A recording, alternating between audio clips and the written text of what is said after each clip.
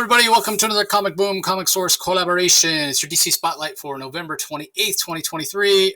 Coming out a day late because I had a lot of day job stuff. Plus, oh my God, so many books. So many books. Oftentimes, toward the end of the year, the content sort of slowly dwindles. Not the case this week with DC.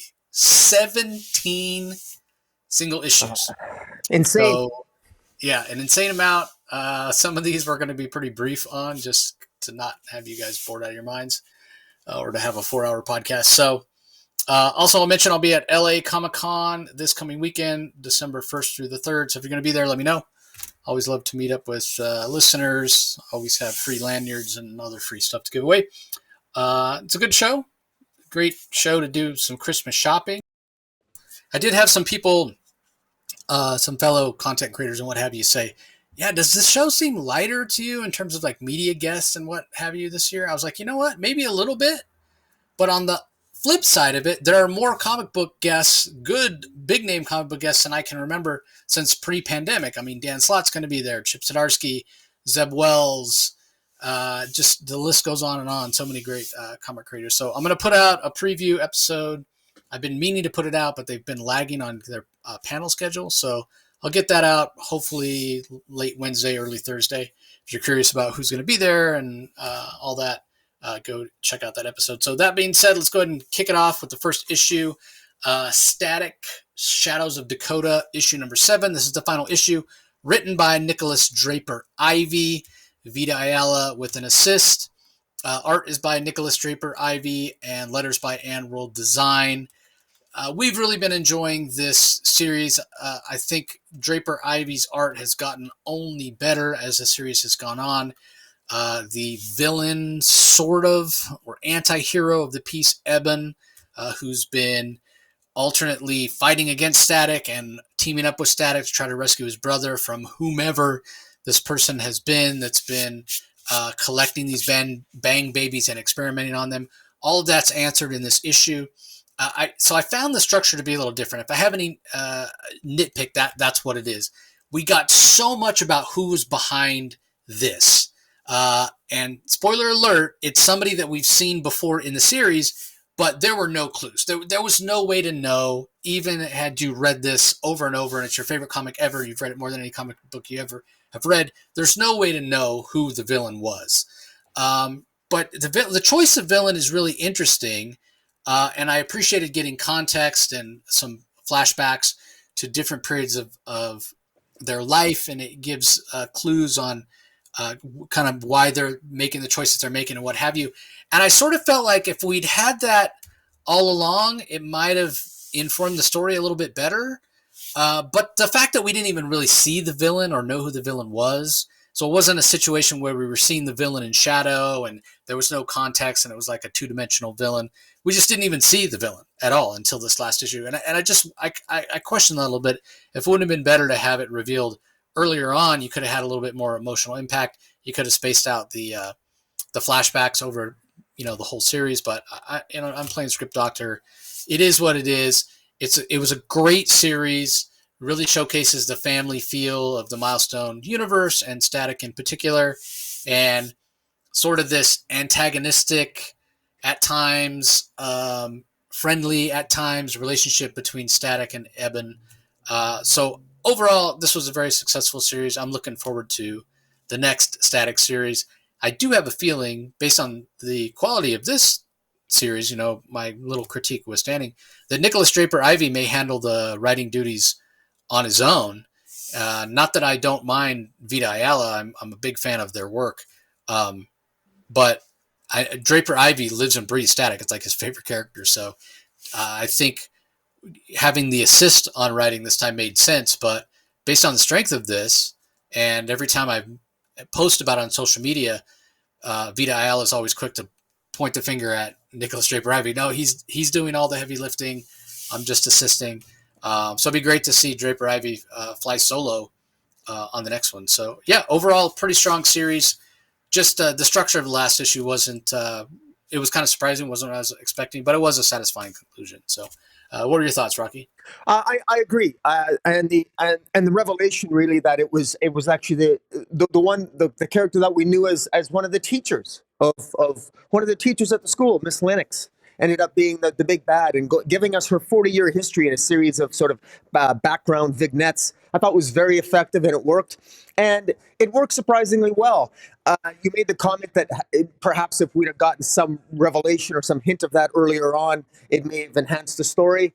I'm not, maybe, but I don't. I still didn't. I still found this satisfying, and because part of it, I could make an argument could be made that just finding out now actually also it heightened the ending a little bit because there's a tragedy to it that because in particular the one of the things that Eben and we've had some conflict between Eben and Static, and Eben utilizing lethal force, wanting to kill Static, convincing him to not do that, as ultimately they confront Miss Lennox, who was so deranged as to in the pursuit of her goal with these baby boom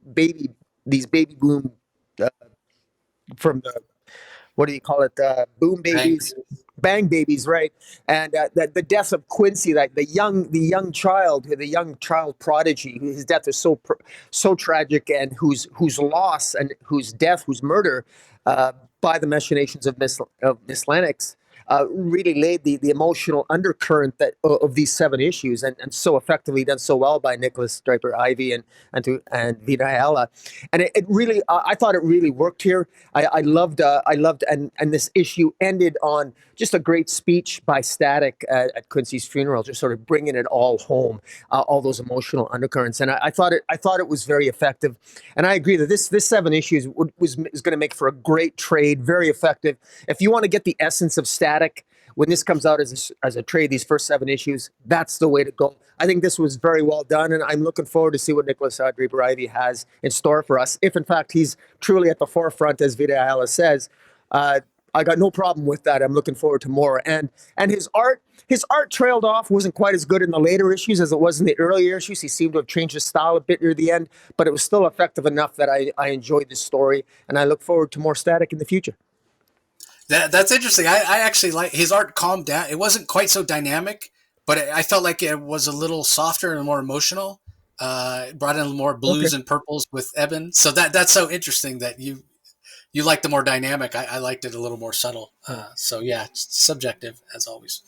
All right, let's move on. Amazon Attacks issue number 2. This is written by Josie Campbell. Vasco Gregev is the artist. Alex Squirmus on colors. Becca Carey on letters. I don't have a whole lot to say about this. The art is strong. The colors are really great. It's kind of more of the same for me in terms of like what we had with the Trial of the Amazons.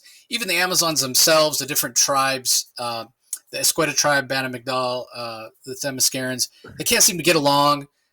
Even when you're talking about the representatives of those 3 tribes trying to escape from New York City, after they were sort of tricked by who we find out is one of the Olympian gods who's behind everything, the goddess of chaos, tricked into going to where the U.S. president was, and then they're sort of framed for an attack on the U.S. president and what have you. And they're trying to escape, and Mary Marvel shows up, and with the help of her magical bunny, they're sort of teleporting around the world. And in the midst of that, they're arguing amongst themselves. It's not enjoyable to see them arguing amongst themselves. I mean, I get it. A high stress situation. It is, it does feel realistic in terms of, that they're from different tribes. Their values are similar, but not exactly the same. They're all sort of alpha females, if you will. And so, it makes sense that there would be some arguments between, the best way to handle it or what have you. But again, it just feels like more of the same that we had with Trial of the Amazons, where it's more political than anything else. I mean, don't get me wrong. There's a lot of action in this, and it is of higher quality in terms of structurally and the narrative pacing and what have you. It is better quality than Trial of the Amazons. Don't get me wrong. I thought Trial of the Amazons was sort of a mess. This is more entertaining or what have you, but I am still left with the feeling that I sort of don't care. It's not compelling enough. It hasn't pulled me in yet. And I've been a fan of Josie Campbell in the past. Really loved her Mary Marvel series that she did.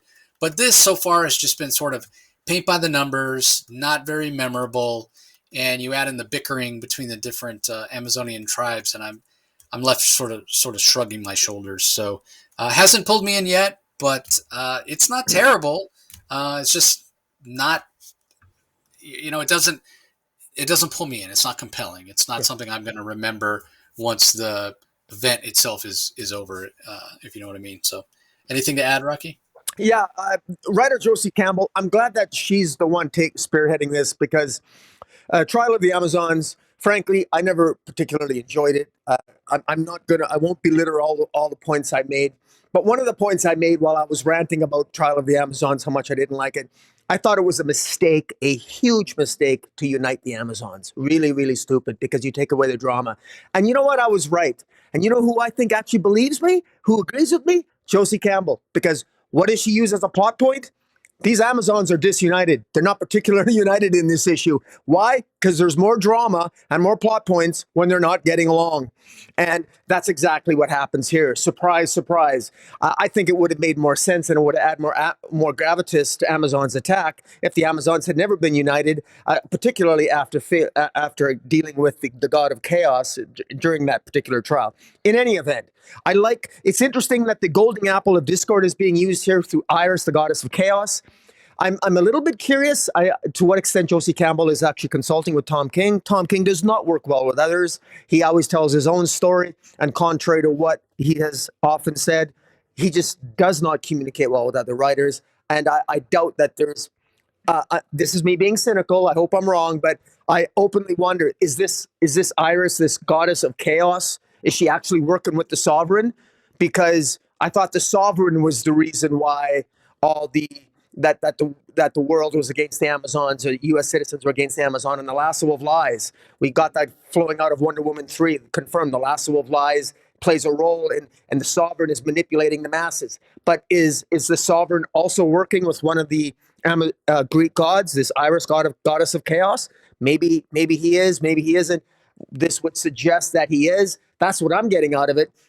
As for the rest of it, I do think this is probably just to get us from point A, B to C at the end of this series here, to include the Amazons and maybe have a couple of side plots with them dealing with side issues while Wonder Woman deals with the Sovereign proper.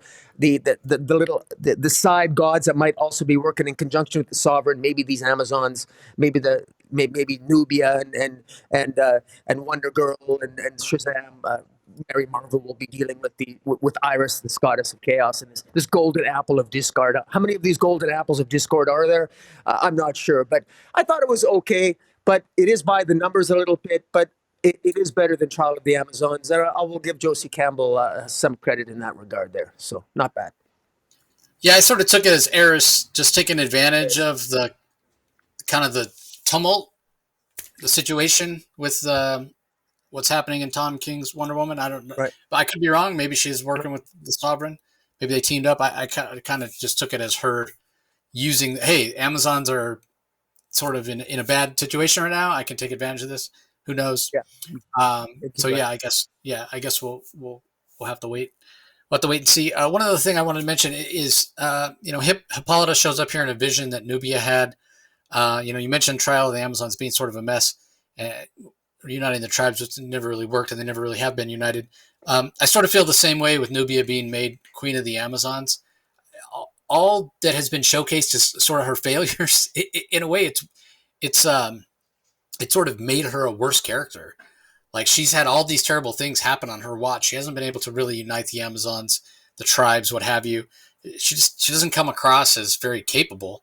I think it's overall hurt the character, and there's a regalness that Hippolyta has that Nubia never has. Nubia is more boots on the ground sort of character, and yeah, it makes me wonder if DC hasn't.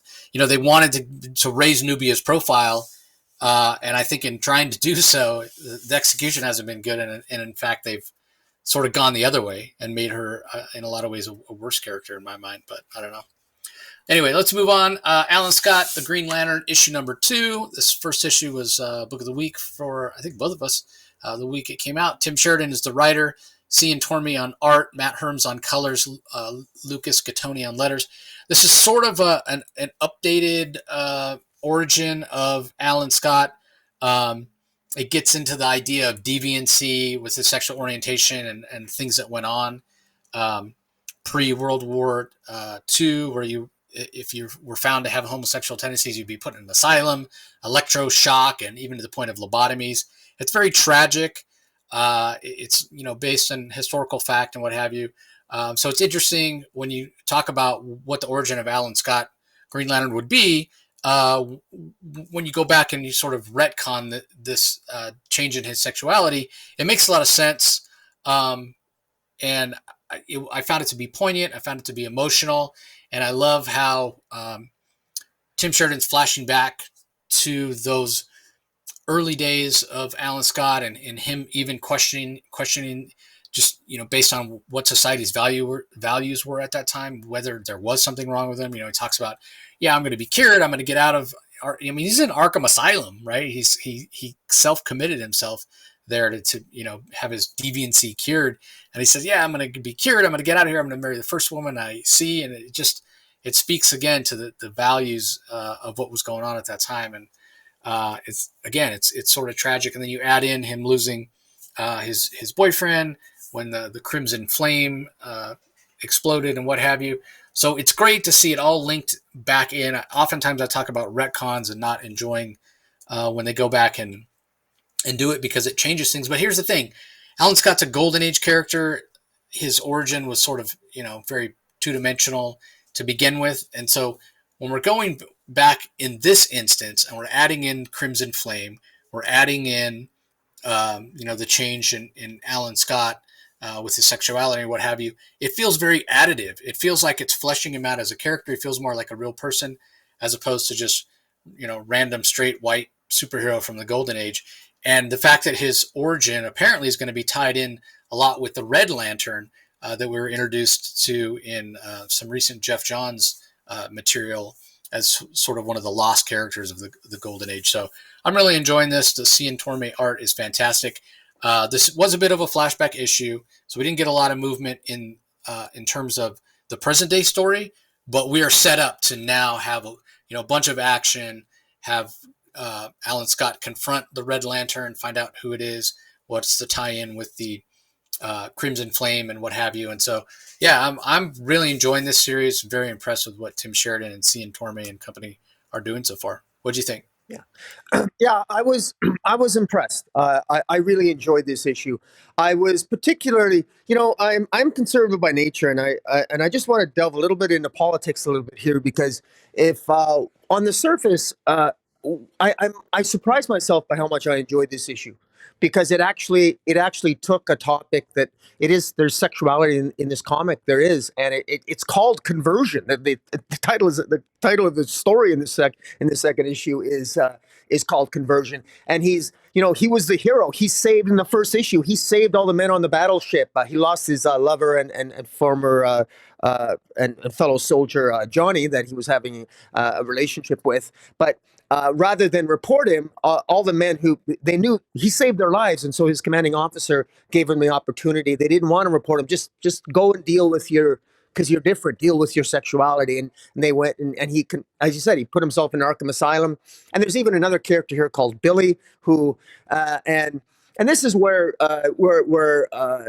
it gets interesting because his roommate Billy is actually I don't know if he's non-binary or transvestite or trans or whatever, but he refers to himself as a woman, and so very much Alan Scott is ahead of his time, referring to his male roommate as a her because to respect his roommate, even though his roommate was. It's interesting that Alan Scott was there thinking that there was something wrong with him, and he wants to cure himself of his sexuality, while he seems to honor and respect the I guess the pronoun wanting of his roommate. So you can see the conflict that Alan Scott is going through throughout the issue, and you can see that with all the shock therapy and the conversion therapy that they're using, how it took its toll on all the patients at Arkham, and how ultimately that led to their escape, and also just as it leads to the end, it's clear that this Red Lantern, who got his powers presumably from a Crimson Flame, knows something about Alan Scott's past and probably knows something about Alan Scott's sexuality, and we don't really know what the secret of this Red Lantern is. But he is the Crimson Flame representing death, and this Green Flame that Alan Scott got when that train wreck occurred is sort of like the flame of life. And so there's some symbolism there that goes right back to the original Golden Age stories of Green Lantern, Alan Scott, Green Lantern. So there is the writer here, Tim Sheridan, has done his homework. There's going to be some people who just don't like this storyline because of the subject matter and what it deals with. But I agree that it is additive, and quite frankly, it's since you're taking the sexuality and it is a part of the character. I like the fact that this is actually relevant. This isn't addressing the sexuality for the sake of just shoehorning it in to check off a box. It actually is part of the story, and part of the reason why he becomes Green Lantern is as a result of how he has addressed his sexuality, and that's impacted the character and how he moved forward has a direct impact on his origins, and that's what I like about it. And it does feel natural. So kudos to Tim Sheridan. I was impressed in this issue. Yeah, and it doesn't, undo anything that was done before. Yes, he gets married and has kids. You can see why. He says himself, "I'm going to get out of here and go marry the first woman I see." So even though when he doesn't do that, when he actually escapes and he has some more relationships with men, you could totally understand. At some point, he's like, just based on the time period that he was living in, man, I need to get married. I need to have some kids. Trying to put that other side of himself away, kind of maybe out of shame or fear or what have you. The other thing that's interesting, you mentioned the green flame of life, the red flame. I mean, I haven't called it death or whatever, but in DC we talk about the green avatar, Swamp Thing. That's all about life, and the red has an avatar as well. It's more blood. Rot. It's the rot. It's the red. Rot. Yeah. I thought the black. I thought black. Oh, you're right. Rot.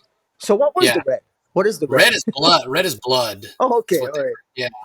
So, but then you could also look at red as the Red Lantern's Atrocitus. That's more rage and what have you. So yeah, right. A lot more to be discovered about this Crimson Lantern. So we'll see. All right. Up next, we have The Flash, issue number 3 from writer Si Spurrier. Mike Deodato Jr. is the artist. Colors by Trish Mulvihill. Letters by Hassan Otsman-Elhaou. I really don't have a lot to say about this. They're really leaning into the Si Spurrier is really leaning into the word salad with all these sort of different scientific terms he uses.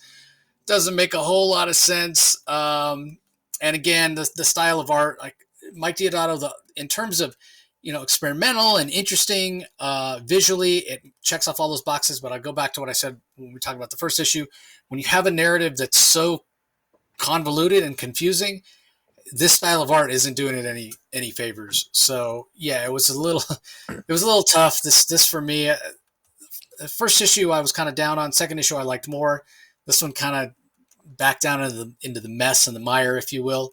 And the other thing, and this is just a total personal subjective thing, totally a little nitpick or whatever, but when you have the title page 11 pages into the comic, like, I get it. Sometimes you want to put it at the end, like end credits on a movie. I don't agree with that. Like in my mind, you open up the first page, there's a splash page, there's the credits. And maybe it's like, old man, get off my lawn or whatever. But that's what you had back in the day. Yeah. You had a splash page that pulled you in, and Stan Lee presents, and you had whatever. That's what I like. Now you want to do a double page spread, and you get the first page something, and then you open it up to a double page and have the credits. Fine, whatever. But that's it, man. Don't go past page 3. Do not go past page 3. I can make a rare exception to put it all the way at the back, like in movie credits, like I said. But page 11, you're more than halfway in. It's not at the beginning. It's not at the end. Like, that's just, don't do that. It serves no purpose. It serves no purpose other than to make me frustrated when I'm going to look for the credits to get ready to record. I know, first world problems, but it bugs me. It really bugs me. So anyway, what did you think of this, Rocky? Well, first of all, I want to. I read this 3 times, and the reason why I read it 3 times is that, frankly, I got bored, and I felt, and I thought to myself, well, I'll be damned if I'm gonna be lost with this Flash comic. So I did read it 3 times, and you know what? It suddenly occurred to me, and I'm embarrassed to say this, but this is actually not that complicated. I read the solicits, and lo and behold, the solicits simplify this. all that's happening here, and this is going to lead to a criticism of Si Spurrier's writing, is that all that's happening here is there's something wrong with the Speed Force.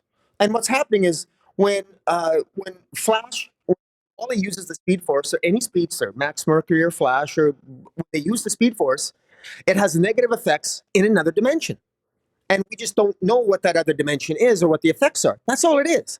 And what happens in this issue is that Wally is able to vibrate at a different particular angle, and he can see the negative effects that other people utilizing the Speed Force, like Bart Allen in this issue, he can see that it's having negative effects in another dimension. And in this other dimension where that the stillness are aware of, because they mention that it's causing damage to these brain paths in another dimension, and the uncoiled as well is in another dimension where time doesn't exist. So in this issue, really all that's established is we know as a fact that something is wrong with the Speed Force, but it's not obvious to on our plane of existence. It's not obvious to speedsters unless they vibrate at a particular angle and can peer into this other dimension, and it's causing damage.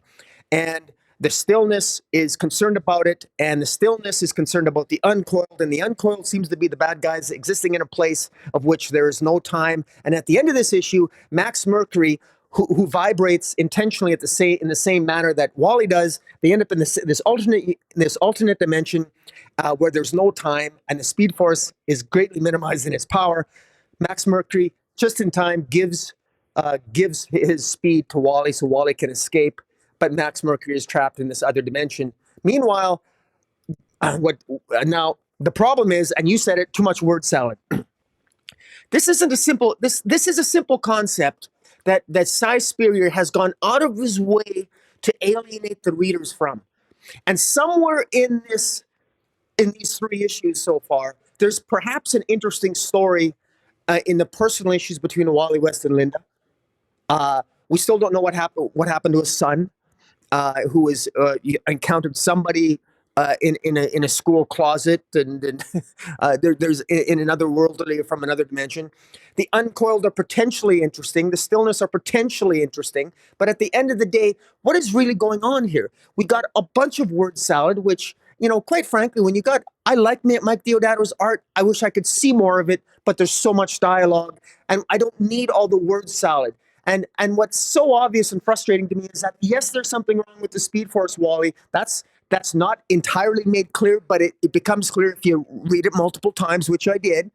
And once you know that, then Wally nonsensically says he's still keeping some of the problems he's having with the Speed Force a secret from Mr. Terrific, when Mr. Terrific has clearly established to him and Max Mercury have that there is something wrong with the Speed Force. And he's still not telling Mr. Terrific everything. This, in my view, is out of character for Wally. Wally's not this stupid. But clearly, I guess, in this story, he is this stupid. So it's frustrating to me. I don't know where the story's going. I'm not sure even what the stakes are. Who cares that the Speed Force causes problems in another dimension? Why should we care? I don't know what's at stake.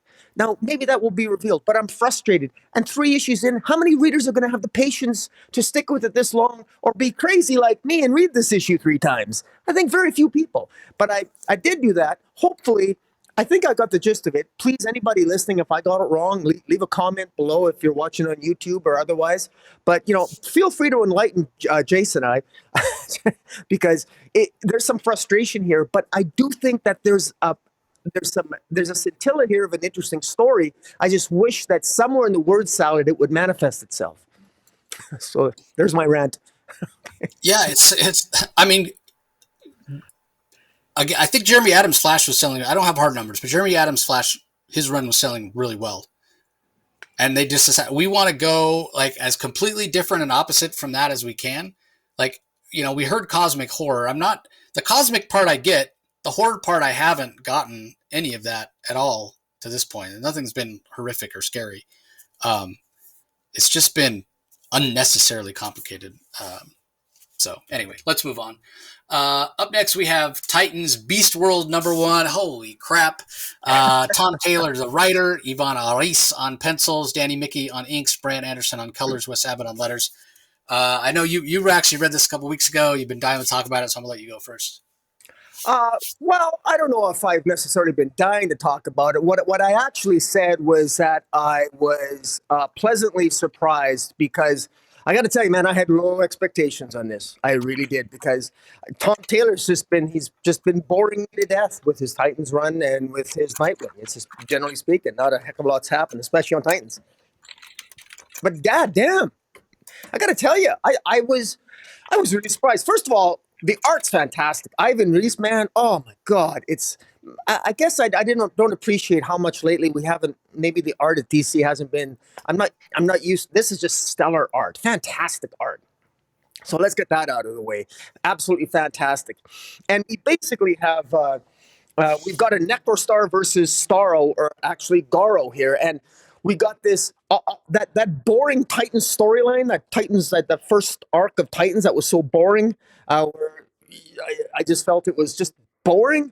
Well, it's actually leading somewhere, and this, the leader of the new Brother Blood is actually an alien. We know he's Tamaranian, and we know that he sends his forever knots to the one of the moons of Jupiter, Titan, in order to investigate something, and they end up unintentionally releasing a Necrostar that was imprisoned there thousands of years ago in a battle with Starro, and this Necrostar has spores, just like for classic readers of DC. You know how Starro is a giant star. Think of the Suicide Squad movie. That walking crazy looking star that shoots out little miniature stars that like spores that infect people and stick to them and infect them. Well, the Necrostar does that as well, and this Necrostar is coming toward Earth, and this is a really what I like about this issue. It shows how the Titans step up to the plate because they're the Justice League. They're the ones that take the bull by the horns. They're the ones that the moment they see something wrong on the moon of Titan, Cyborg gets the boom tube and they boom tube to the moon. It's not Superman, Wonder Woman, Batman. It's the Titans. It's Donna Troy, it's Cyborg, it's Starfire. They're doing their job, and that's what I love. And they're stepping up to the plate. And that's what I loved about this. Finally, this is Justice League level action in a for the Titans team, and I really appreciated that. And they take decisive action when they fail to, when the Necrostar is released and it's coming toward Earth. They call a meeting of all the heroes of Earth and they get the Justice League there, and they come up with a plan. And I'm not going to deal a lot with spoilers. Well, I might touch on a little bit here because I'm going very fast, but I want people to enjoy this because part of the enjoyment of this is the beautiful epic art of Ivan Reis. I love how the Titans, the Starfire calls a meeting. Tom Taylor, one of the things he does so effectively here, this is almost like a one-shot. So much happens in this issue to a step. This is such a brilliant, beautiful establishment of what this series is going to be about, and it does so brilliantly. And for the first time, I can't believe that I actually think Beast Boy. I actually felt sorry for Beast Boy, and I've been critical of that. I've hated every issue that Beast Boy's been in. He's the guy's more concerned about saving the environment in Borneo. I think he's dragged Titans down to boredom personified. And all of a sudden, Beast Boy here steps up to the plate. He's got a plan that, he stands up to Batman. He's got a plan. And it's so wonderful to see that him step up to the plate. He forms into a whale, so his brain capacity is larger. And in order to defeat the Necrostar, he's got to basically become a giant Starro. And there's a piece of Beast Boy that becomes part of all the spores that essentially infect and protect every human on the planet from the Necrospore. And everything would be perfect. And I'm jumping to the chaser. Everything would be perfect except for the intervention of Dr. Hate at the behest of Amanda Waller, your favorite character, Chase. and that screws everything up. And at the end, the mind of Beast Boy that is in this Necrostar that is in that Garo, because they don't call him Starro, they call him Garo, which is kind of cool because his real name is Garth. And I thought it was just very well done, and how Garth as this giant Garo defeats the Necrostar, but in doing so, Dr. Hate intervenes, and essentially Gar's mind is dissipated or disappears. And because there's different pieces of Garth in all the little Garos all over the planet, there's a piece of Beast Boy in all of us. And that's what leads to the concept of Beast World, where all of us everybody on Earth, including a lot of the heroes, are infected by these spores, and that causes them to turn into beasts of different kind, as sort of a riff off of Beast Boy's powers. And exactly how it's going to resolve itself.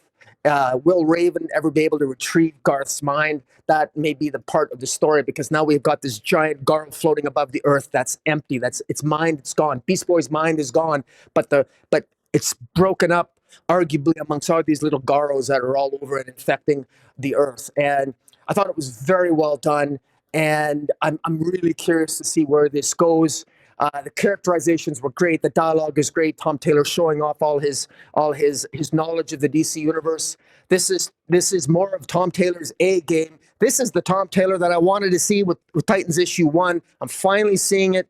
I'm impressed. You got me to like Beast Boy. That really impresses me. And yeah, I'm looking forward to Beast World. I can't believe I'm saying that, but I'm looking forward to Beast World. What about yourself? Yeah, it sounded a little bit like a gimmick when it was first announced at San Diego Comic-Con, right? Like Beast Boy has to turn into a Starro. You're like, what? How could that ever? But yeah, Tom Taylor makes it make sense. And what I love is it's not like Gar just goes, okay, I need to turn into a Starro. I'll just transform into Starro. No, he has to gradually like build himself up, becomes a whale, and he talks about how he's actually going to have to transform, and he can't even really wrap his head around it. And so a whale has more brain, just more brain, like a bigger brain, like more brain area, more surface area to think and whatever. And so it's a gradual transition to him becoming a Starro or a Garo. It's fantastic. I knew as soon as I read this, as I was reading it, actually, I'm thinking, I understand completely why Rocky loves it. You mentioned it yourself. This is the Titans you expect. This is the level of storytelling, epic universe-ending threats, and what have you. This is what you expected from Tom Taylor. This is what he's capable of. Their argument could be made that the actual Titan series is a little more family-focused, a little more emotional. This is where all the action is. And you mentioned Yvonne Reis and his art. I totally agree. Like, there's just something about certain artists that when you see their art, they're just really suited to do these big kind of epic events, right? Daniel Samper's art has become that. Yvonne Reis is another one. George Perez was like that. It's so good. And it sort of, I don't want to say it reflects badly, but when we have other events, like we had with Night Terrors, nothing against Howard Porter or what have you, but when you see that style of art as opposed to something like this, it's just different, right? David Finch is another one. When we had Forever Evil, think way back to that event.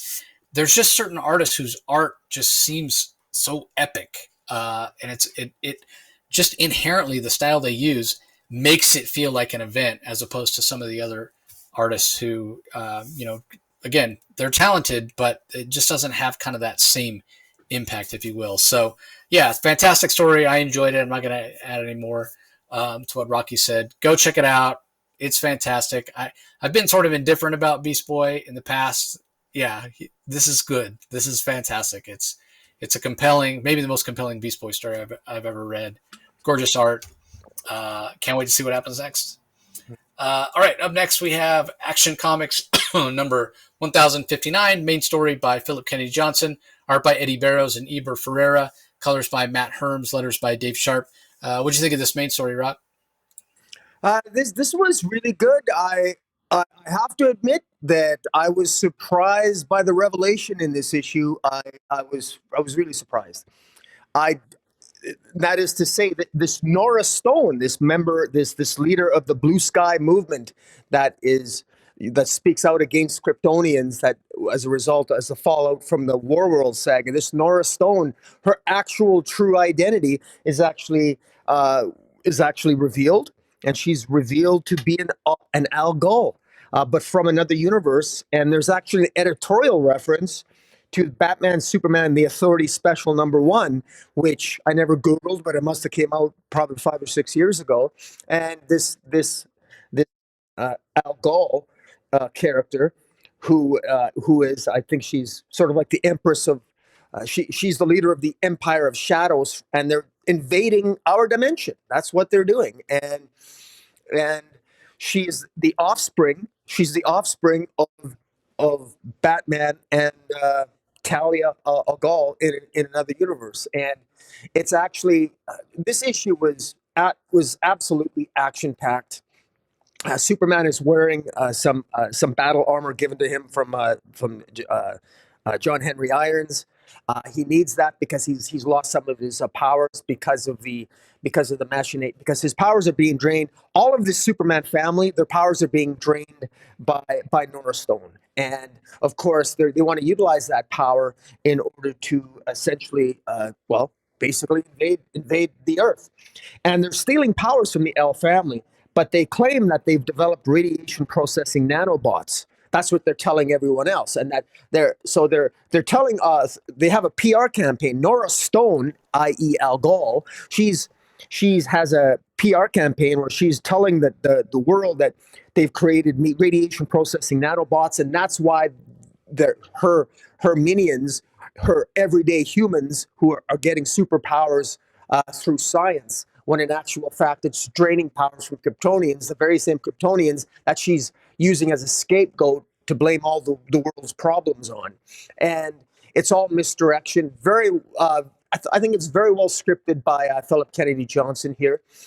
He's Philip Kennedy Johnson is wrapping up this storyline, and he's not no longer going to be on Action Comics, but it's I like where it's headed. I actually really like the revelation. I particularly love where there's a scene where Lois Lane is staring at Nora Stone and says, "You know what? She looks like Bruce." And Superman, like, "Oh my God, of course." So it actually felt natural. Here's Superman, the guy with super memory, and he finally connects the dots because of something his wife says. She actually looks like Bruce. My God, well, that's not surprisingly. She's an offspring of Bruce from another universe. I thought this was a really great issue. Philip Kennedy Johnson continues to build up the hype here, and also one of the super twins ends up being abducted by Nora Stone, and Nora Stone wants to essentially use Nora Stone for her own to have Nora Stone join her, to manipulate her, to take over her mind and have her join them, and frankly become part of the Empire of Shadows. And I, I quite like the main story here. It continues to build. There's other things, but I encourage people to pick this up because I think this Action Comics is worth a good read, and it does lead to a pretty good. It will lead to. I hope it leads to a fairly good conclusion. What did you think of the main story? Yeah, I really enjoyed it as well. Love the Eber for art. Like, just there's there's real emotion to it in the detail, especially you mentioned that moment when Superman realizes that he does know who this leader of the Blue Earth movement is. So, so I really enjoyed that. Osel and Otha have been sort of growing on me as characters. So getting Otha involved, having her be kidnapped is really interesting. And yeah, it just goes to show how Philip Kennedy Johnson's such a great world builder. We talk about it all the time. So to have this be an Al Ghul from another part of the multiverse, it's just interesting. It just really works. So I'm really enjoying it. I'm going to be sad to see Philip Kennedy Johnson leave the book. I'm don't get me wrong. I'm excited to see what Jason Aaron's going to do and some of these other writers. But it's been a fantastic job and just a really compelling story so far from Philip Kennedy Johnson. So and again, the art just fantastic, just really really great. The second story continues the Superman of China story, written by Jean Luen Yang. We have let me get to the credits here. We have Victor Bogdanov on art, which art's absolutely fantastic. Mike Spicer on colors, Dave Sharp on letters. Really satisfying two-part story talking about Superman's secret identity. Kenan Kong figures out that Clark Kent Superman, we know the psychic bomb or what have you that is in the head of anybody who figures out that Clark Kent and Superman are one of the same, all stemming from what Lex Luthor did with Manchester Black and what have you. So all of it really suits the story very well. Kenan Kong being a younger version of Superman from China, Victor Bogdanov's art. There's a youthfulness to it, so that works on a lot of levels. And Jin Luen Yang, obviously, of Chinese descent.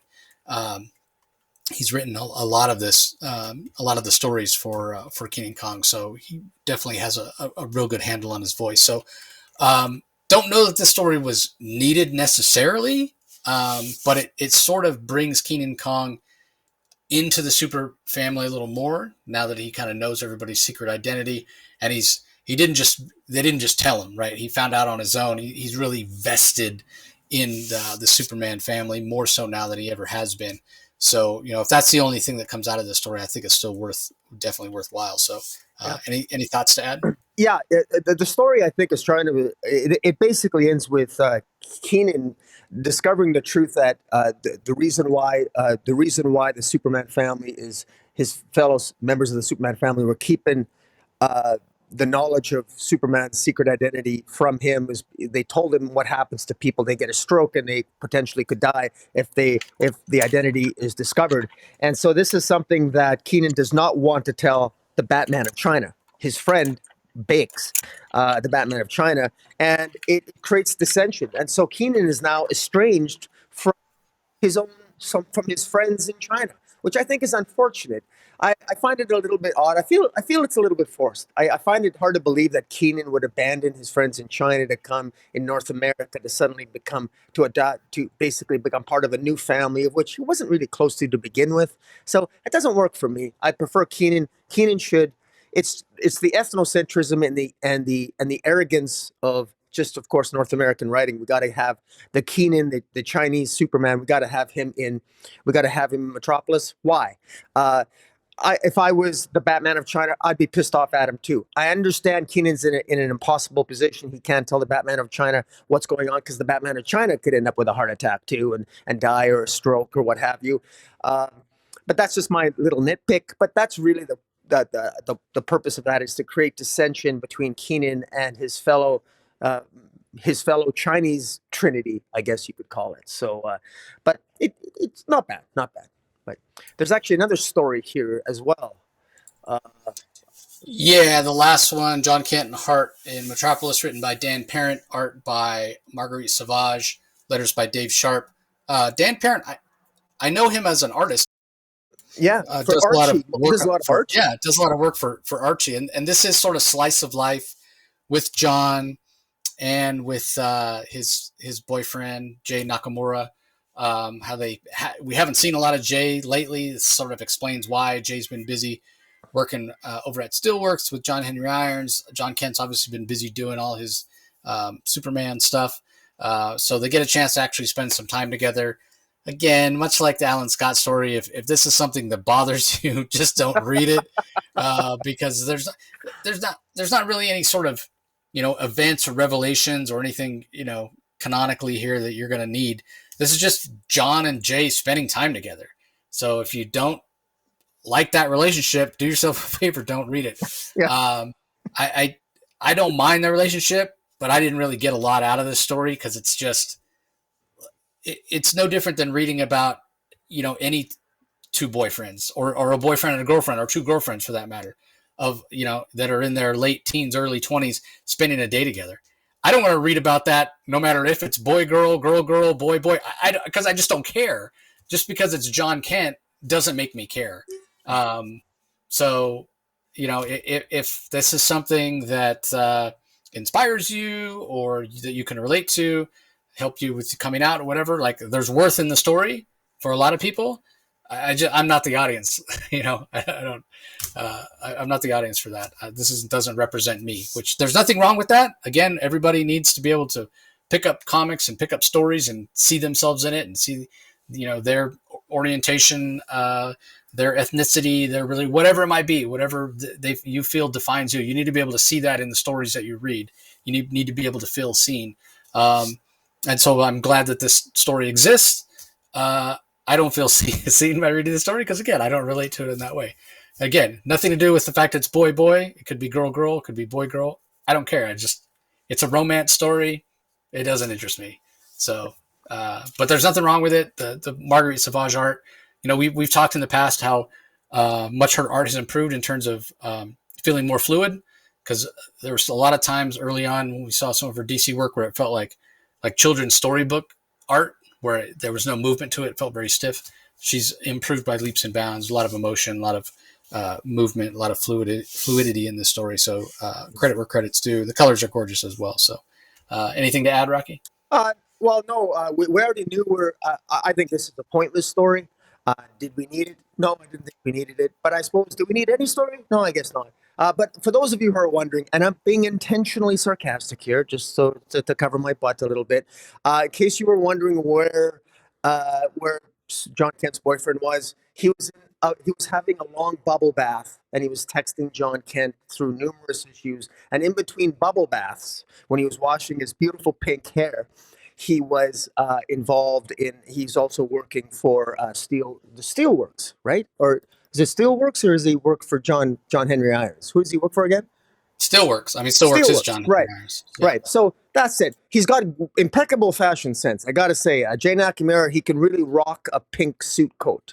You know, if I could pull that off, I would try to do it, but I just don't. I'm losing my hair as it is, and so I don't want to. Whatever I got left, I'm not going to dye pink. But no, hey. It's beautiful art by Marguerite Sauvage. Beautiful art, and certainly Jay Nakamura has his fans, and this is definitely one you want to pick up if you are a Nakamura fan.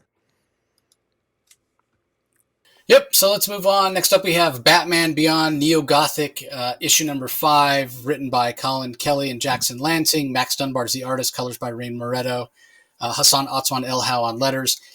Interesting how John Constantine, almost the Batman Beyond John Constantine, is almost the villain of the piece here. Interesting to see sort of the Neo Gotham version of Swamp Thing as well. I think it comes to a conclusion next issue. We're told it's the fall of Neo Gotham. So I like the new characters and the interaction between the characters that Lansing and Kelly have built up here. And I kind of like the structure of the story, right? Like Batman Beyond and Kyle, this Catboy, have basically been descending down layer by layer into Gotham before they finally get to the core where Constantine is there. They find the kidnapped children.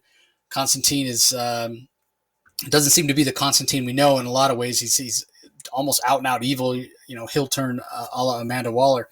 But so interesting that at that point where all hell's breaking loose on the surface level of Gotham, and the way sort of opened up for Batman Beyond to go up there, for Terry to go up there and do the best he can to try to keep Gotham from collapsing in on itself, while Kyle the Catboy is there to sort of fight against his mentor, John Constantine. You know, this long journey all the way down, only for Batman Beyond to go back up, Kyle to be there trying to reason with Constantine. A lot of moving parts. This is going to be one of those stories, I think, that's going to read better in a trade, just because you'll get more of a sense of that journey and that push and pull that's been established here with all the different characters that Kyle and Terry have met, these new versions, these Batman Beyond versions of characters that we know and love. The Max Dunbar art is fantastic. The colors are gorgeous. It just continues to be a really solid comic. And one of the other things that really the Batman Beyond really has going for it is you can basically, I would say, pick up the first Batman Beyond Neo year story. You can get it in trade, 6 issues, what have you. Read that, and then you can dive into this. You don't need to go back and read any previous Batman Beyond stories to understand what's going on here. You don't need to read any other DC stuff. This is very continuity light in terms of that. And it's just a really wild and fun ride. So what are your thoughts, Rock? I didn't mind this. I reflect and I echo all your comments to the extent that they're complimentary. I've been enjoying this series. I do have one nitpick, and it's a nitpick, more so of a nitpick than a complaint. I don't like what they did to John Constantine. John Constantine has always been an a-hole, but he's an a-hole with a sense of he would never impose his curses onto someone else that selfishly, like he did to Catboy in this series, and then suddenly become evil. I don't like that. I just don't like how they handle John Constantine here. That's just my nitpick. It just doesn't fit for me in my iteration of John Constantine. I get it that this is arguably in the future and it can be a different. They can do what they want with him. I get it, and that's all well and good. And I like the fact that Batman is going back up to the surface to deal with Neo-Gotham, and leaving Catboy deal with his mentor John Constantine. I don't know how that's going to be resolving itself in just with one issue left, or is that going to be an ongoing thing, an ongoing battle between Catboy and John Constantine moving forward. But what I do like is I like how Kelly and Lanzing have sort of thought outside the box a little bit, and they introduced some new ideas, some different ideas in this series. And for 5 issues in, I was actually there were some interesting things that have happened, and I was entertained. And again, I'm nitpicking on most of my comments there. I really enjoyed it. And I want to give a shout out to the gorgeous cover B as well. I don't know who's the artist is, but cover B with Swamp Thing on the cover. It looks really, really good. And so, yeah, this is a series that surprises and sort of has come under the radar to be one where, interestingly enough, there's a lot of DC titles that I'm not buying the physical copies of, but I've been buying the physical copies of Batman Neo Year, and I'm going to be buying cover B for this 5th issue because I quite like it. But yeah, overall, not bad, and I'm curious to see how it ends. Yeah, it's going to be interesting to see how it all ties up. If I have any nitpick, I get your Constantine thing, and yeah, it does seem a little strange. I don't know if I like it or not. I will say we got a lot of Damon Lumos and Bean Boonma in the first series. I kind of missed that. I mean, they're here, but they show up very, very sparingly. I like those two characters. I wish we had more of them. So if there's another Batman Beyond Neo-Gothic series, and I hope there is, I hope we get more of them. I think Lumos is a fantastic villain, and Bean Boonma is just really a really interesting supporting character. Okay, up next we have The Penguin, issue 4, The X. Tom King's the writer, Rafael Della Torre on art, Marcelo Maiello on colors, Clayton Cowell on letters. I don't know. Did I know the Penguin was married? I mean, I don't know. I kind of think of the Penguin as the Kingpin in a lot of ways. And Kingpin had Vanessa as his wife, who was sort of sheltered and very sort of weak and meek. The Penguin's wife is the exact opposite. I'm sorry. I don't know if this is something new. If this is a new character. If she's been mentioned before, she's very formidable. It's very interesting what the Penguin does here. Basically sets himself up to be shot by her, and even gets the help to go along, and the help agrees to get his ass kicked. Which when it happened, I was like, wait, what? This is the help. That doesn't happen.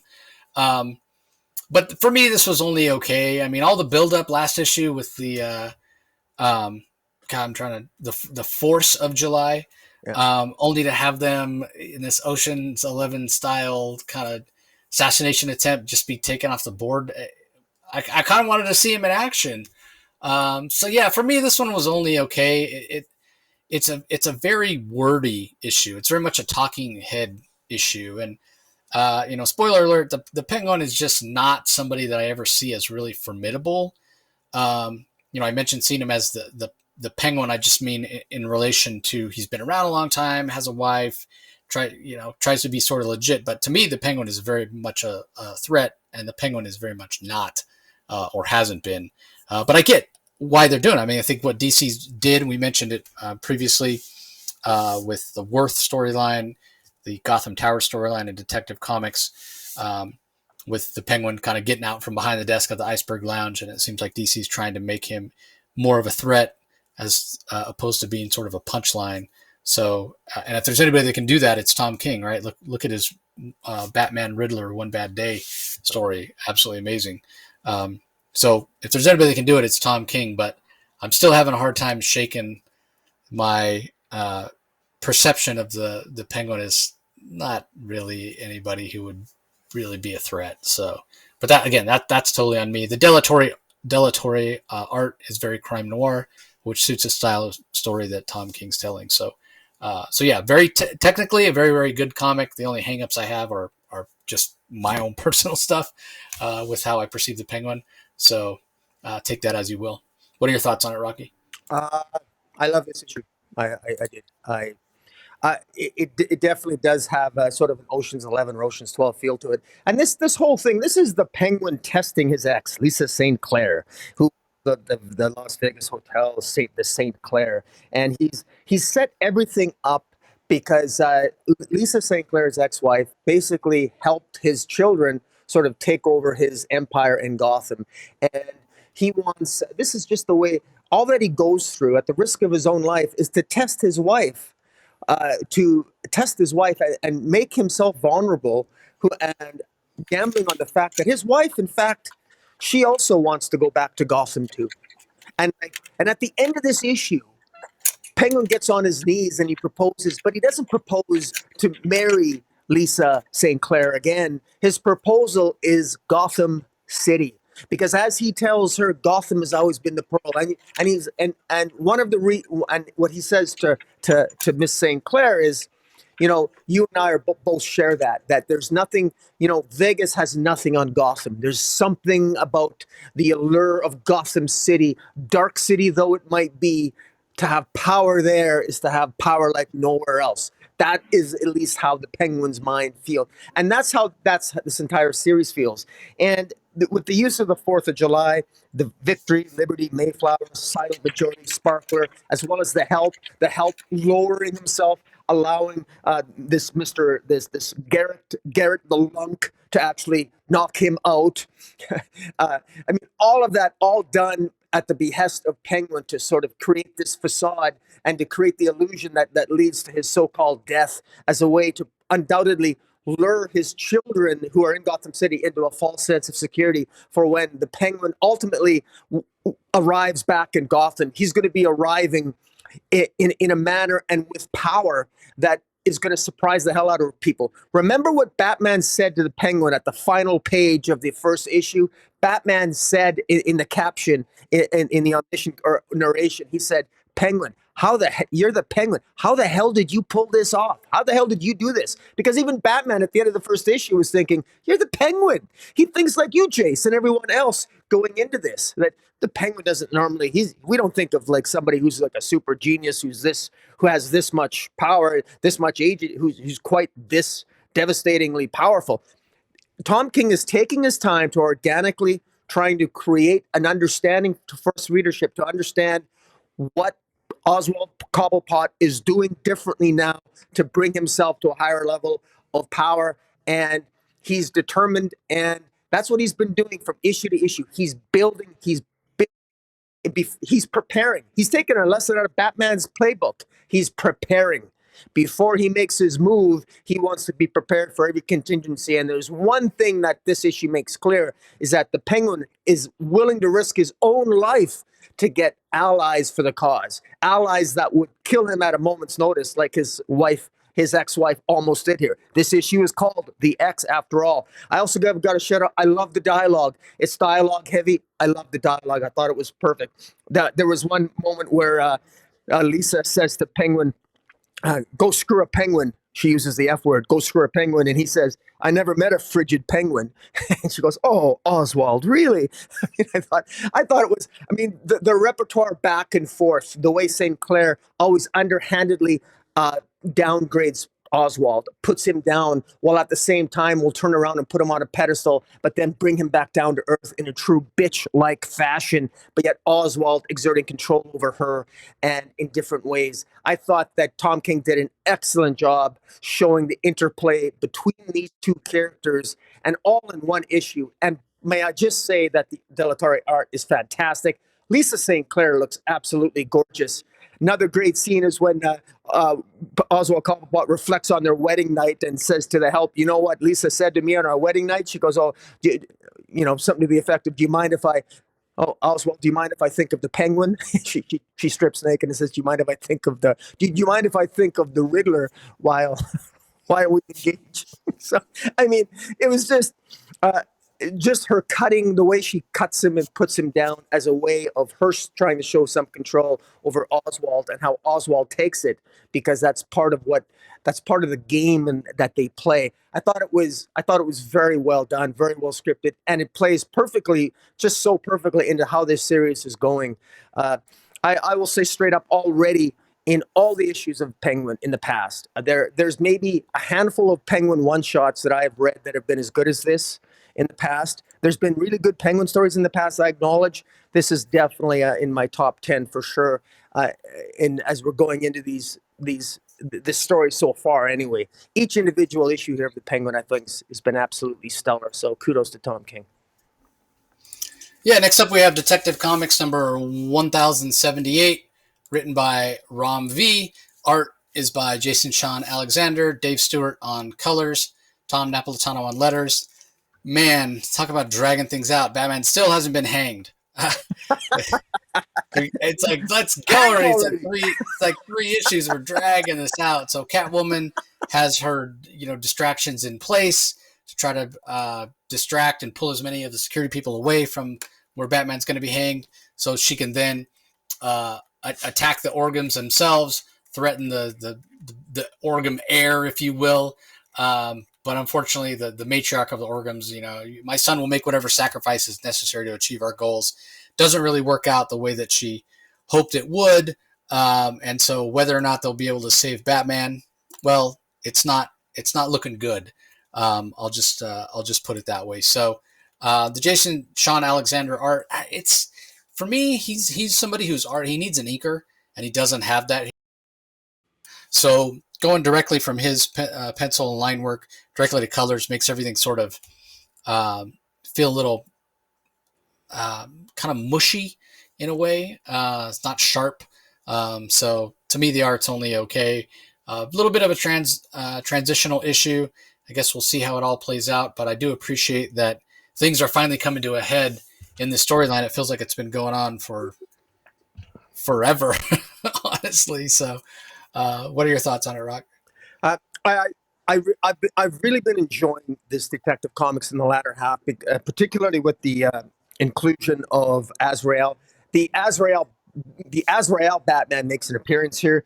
We've got multiple fronts encapsulated in this issue. We got Batgirl and Mr. Freeze in the caves underneath Gotham, taking out some of the Orgam's men. We got Jade and Cheshire Cat, her daughter Leanne. They've also been taken out, different other men of the Orgam Empire underneath the caves of Gotham. Jade is particularly deadly, but she agrees not to kill because she made that promise to her daughter last issue in the backup, which was very well done. This is all a distraction for Catwoman to sneak up and try to put a knife to the throat of Prince Orgam as a way to sort of blackmail the Queen Orgam to let Batman go. But she doesn't care because the Queen is prepared to sacrifice her own son. She's prepared to sacrifice his life because he's just an instrument. And of course, you really begin to see how little she cares, because we know that she betrayed her son to begin with. We know that throughout the past story, and I won't go into it because it's a long, convoluted story. But suffice to say, all this is happening. Meanwhile, my favorite line in the entire issue, I have to say it. Azrael Batman shows up to take off the sort of like the wolf creature of the Organs, saying, "What hubris of man who thinks to pass judgment upon the angels." I just love that line. Anyways, this is cool, Azrael Batman. I love this, and I'm really curious to see how this resolves itself, because all these players are so cool. And I gotta say, I want to give a shout out to. I like how Leon is the Cheshire Cat. I like how Leon looks with the black. With the mask that she has, that Cheshire she wears, just like her mother, Cheshire. When Leon wears the mask as the Cheshire Cat, I think that's her best iteration. I like that better than how she's portrayed and the costume that she's given in the pages of Green Arrow. But that's my particular bias there. But this Batman still isn't hanged yet at the end of this issue, so there's still hope. So it still ends. We're still going to have to wait to see next issue, or maybe a few issues, to see exactly how this wraps up. But yeah, but I enjoyed this issue. I've been enjoying Detective Comics. It's probably one of my top 5 of DC at the moment. But I don't know if you want to. Yeah, we have a backup story with the Eiko version of Catwoman, written by Dan Waters. Casper Wingard is the artist. Steve Wan's on letters. I like the agency it gives to Eiko. So other than that, it doesn't need to be in here. It doesn't tie into the main story at all. And honestly, DC just needs to get rid of these backups and drop the price on the books. Got to be honest. So, Yeah. don't have anything else to add other than that. Yeah, it's basically Eiko going on a date with another mobster, another female mobster, and instead of getting close to her, she realizes that this other female mobster loves being a killer, loves being the head of a crime family, and it basically she dresses up as Catwoman and interferes with the machinations of her date and breaks up with her at the end. That's really it. Really not necessary. But again, it's a backup, but it's more filler, and it's just I agree with you. It just sort of pads the issue unnecessarily. Yep. Up next, we have Steelworks number 6. This is the final issue. Multitudes. Michael Dorn is the writer. Sami Basri and Vicente Cifuentes are the artists. Andrew Dahlhaus on colors. Rob Lee on letters. I really enjoyed this whole entire series from start to finish. I enjoyed the voice that Michael Dorn gave to not just John Henry Irons, but also Lana Lang. He does a good job of giving everybody a little bit of time on the page, on the spotlight here, in terms of the rest of the super family showing up to take on Walker the Third and his security chief. And we even have a situation at the end here where what's the guy's name? Sean Carey? Sean Carey? Yeah, Sean Carey, the disgruntled former employee that Walker, manipulated and gave him phasing powers and what have you. He sort of does a turn, turns over a new leaf. You sort of saw it coming. He was never in it for revenge because he knows no matter what he does to John Henry Irons, it's not going to bring his wife back. So somewhat of a tragic character, and I thought Michael Dorn did a fantastic job of being consistent with what happens to him. He was always a tragic character, and at the end, his ending is tragedy as well. So I hope we get more from Michael Dorn. I'd love to have Michael Dorn writing sort of an ongoing John Henry Irons. I've never really cared that much to read John Henry Irons before, but in the hands of Michael Dorn, it's been really, really enjoyable. Timeless in a lot of ways. Yes, it ties in with what's going on in Action Comics in terms of what Henry Irons is doing with Steelworks and technology and trying to set Metropolis up to be able to protect itself and not always be reliant on superheroes. But that doesn't need to be said in any particular time. And there's a timeless quality to this. Again, it's continuity light. You don't have to read anything. Just read this series. It's very self-contained. So very impressed. I said it before. I'll say it again. I'm shocked that this is the first comic that Michael Dorn has written. First of all, because he's Michael Dorn, you would think he would have written some Star Trek comics. The guy's a writer and clearly talented. I think he's directed a bunch of episodes of Deep Space Nine as well, so definitely multi-talented. But the other part of why I can't believe he hasn't written any comics is because he's so good at it. He does such a good job. There's no co-writer credited, so I'm sure he did the heavy lifting, and I'm sure his editor worked with them and what have you to go over format and that sort of thing. But yeah, just a really enjoyable series. I can easily say without question my favorite John Henry Irons story, and partly because I really love the relationship between him and Lana Lang. Like I like that relationship, and I love seeing Lana with her powers again. So I really enjoyed this. What'd you think?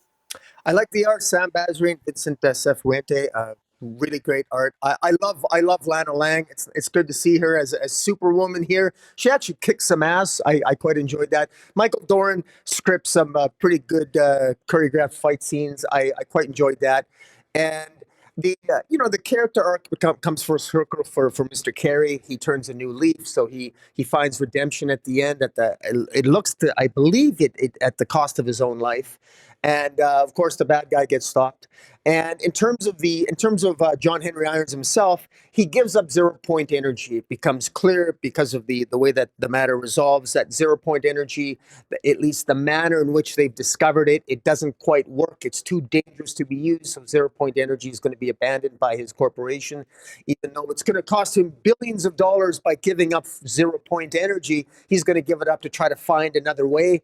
I don't know how he's going to do that, but if I can't imagine a corporation in our world giving giving up 0 point energy. There was just a rumor right now that going around that they've actually made another big discovery in AI here in our world, and they're keeping it under wraps, which is why there's been some corporate wranglings that have been going on lately. So there's a little bit of some real world maybe reflections in this comic if you wanna be so inclined to see them there, and if we can question as to what degree certain CEOs in our world have the moral code of John Henry Irons. But in any event, I enjoyed the story, great art, and good job by Michael Dorn. Yeah, fantastic. Up next, Green Arrow number 6 from writer Joshua Williamson, pencils by Sean Isaacs, Phil Hester, and Trevor Hairsine, inks by Isaacs, Parks, and Hairsine, colors by Fajardo Jr., letters by Troy Petrie. I would prefer if we had one artist on this, but at least they make it work in terms of the Hester art is set in a certain time period, the Isaacs art's in a different time period, the Hairsine art when he gets back to the island where he's when he finally gets out of the time stream where he's trapped and what have you. So this is the end of the series, but it doesn't really feel like an end. It says to be continued in the hunt for Arsenal. But first, what do you mean there's no Justice League? Because the subplot that's been going on with Roy Harper, he gets ambushed by Amanda Waller and members of this, I guess not the Suicide Squad, it's just a Lady Peacemaker and Peacemaker with what's going on with whatever machinations Waller has. So, again, I don't know the timing of this and what have you. I know Williamson's working on a lot of stuff over G.I. Joe stuff over at Skybound. He's got his own creator-owned stuff at Image. Seems like he hardly has any DC work coming up. So I don't know if he just decided it was time to take a break from DC after being so heavily involved. Because I always heard that this Green Arrow was an ongoing, and then now it's been truncated to 6 issues. We can debate on how well it all played out. Maybe if he did decide to leave and the storyline got truncated, that would explain why it feels a little bit choppy. Because it almost feels like at one point it was going to be almost like an old man Green Arrow type story, and then it sort of pivoted. And this is an ending, but it doesn't wrap everything up. I don't know how satisfying it was, and for Merlin to be the bad guy, it doesn't really make sense that he's just a guy with a bow and arrow. And granted, supposedly he died in the Leviathan Rising storyline, and he shows back up and now he's part cybernetic, but that wouldn't seem to give him the ability to throw Oliver through time and have all these ability to manipulate different parts of the multiverse. It just, I don't know. This story just didn't come together for me. But that being said, if you set aside those continuity errors and just read it for what it is, it's sort of a fun adventure, and the Sean Isaacs art's absolutely fantastic.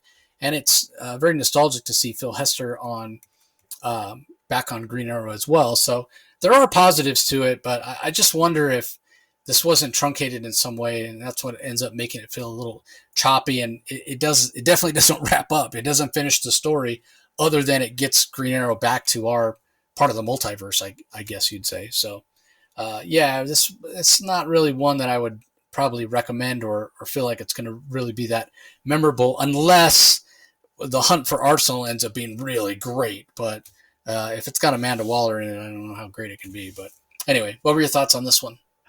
You know what? This has an undercurrent of fun to it. Just don't, whatever you do, don't try to make sense of the plot line, because it's nonsensical. It makes no sense. It makes no sense how Merlin got his powers. Nothing's explained. It's still not really explained why the Legion of Superheroes was involved. Why are they involved?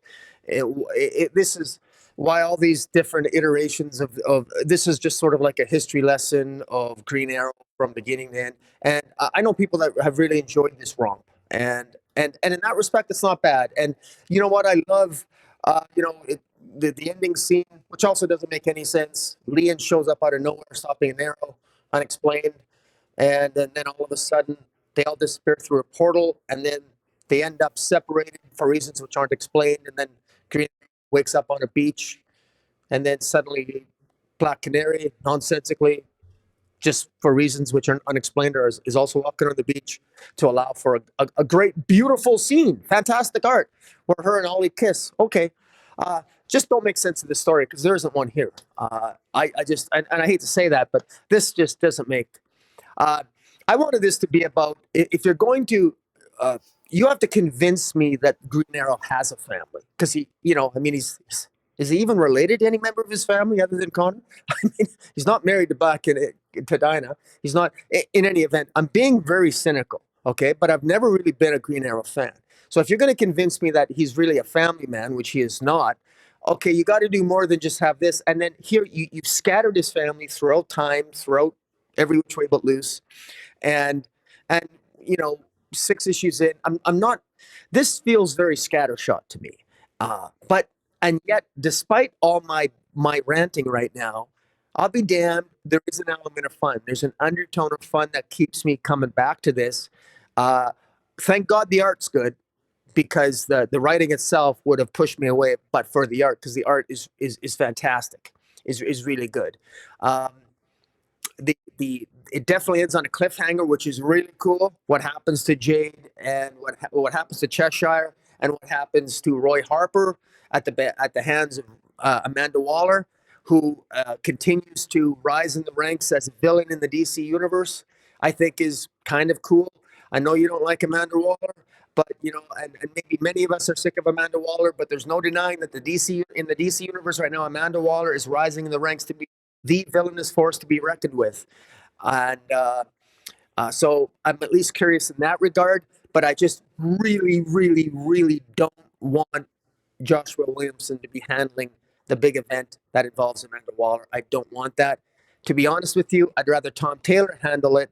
If Beast World #1 is any indication, I want the next big event after Beast World to be handled by Tom Taylor, not Joshua Williamson. He's consistently failed at the big events and at telling a coherent story, to be honest. So there's my mini rant. Yeah, fair enough. All right, up next we have Batman Brave and the Bold. In the interest of, again, trying to go quickly, I'm going to talk about all 4 stories here, one right after the other. So Batman Pygmalion Part 2, Guillaume March, story art and letters, Arif Prianto on colors.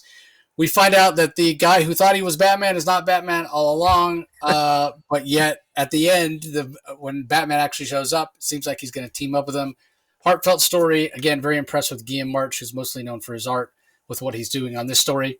There's a Wild Dog story, Here Comes Trouble, Part 1. Kyle Stark's writer, Fernando Passerin on pencils, Eau Claire Albert and Wayne von Graubiger on inks, Matt Herms on colors, Rob Lee on letters. Love Wild Dog. He doesn't show up enough. A lot of people, I think, that are fans of Peacemaker would get a kick out of Wild Dog as well. He's more serious than the John Cena version of Peacemaker. It's not as laugh out loud funny. A little more of a hard edge to it, but it really, really works.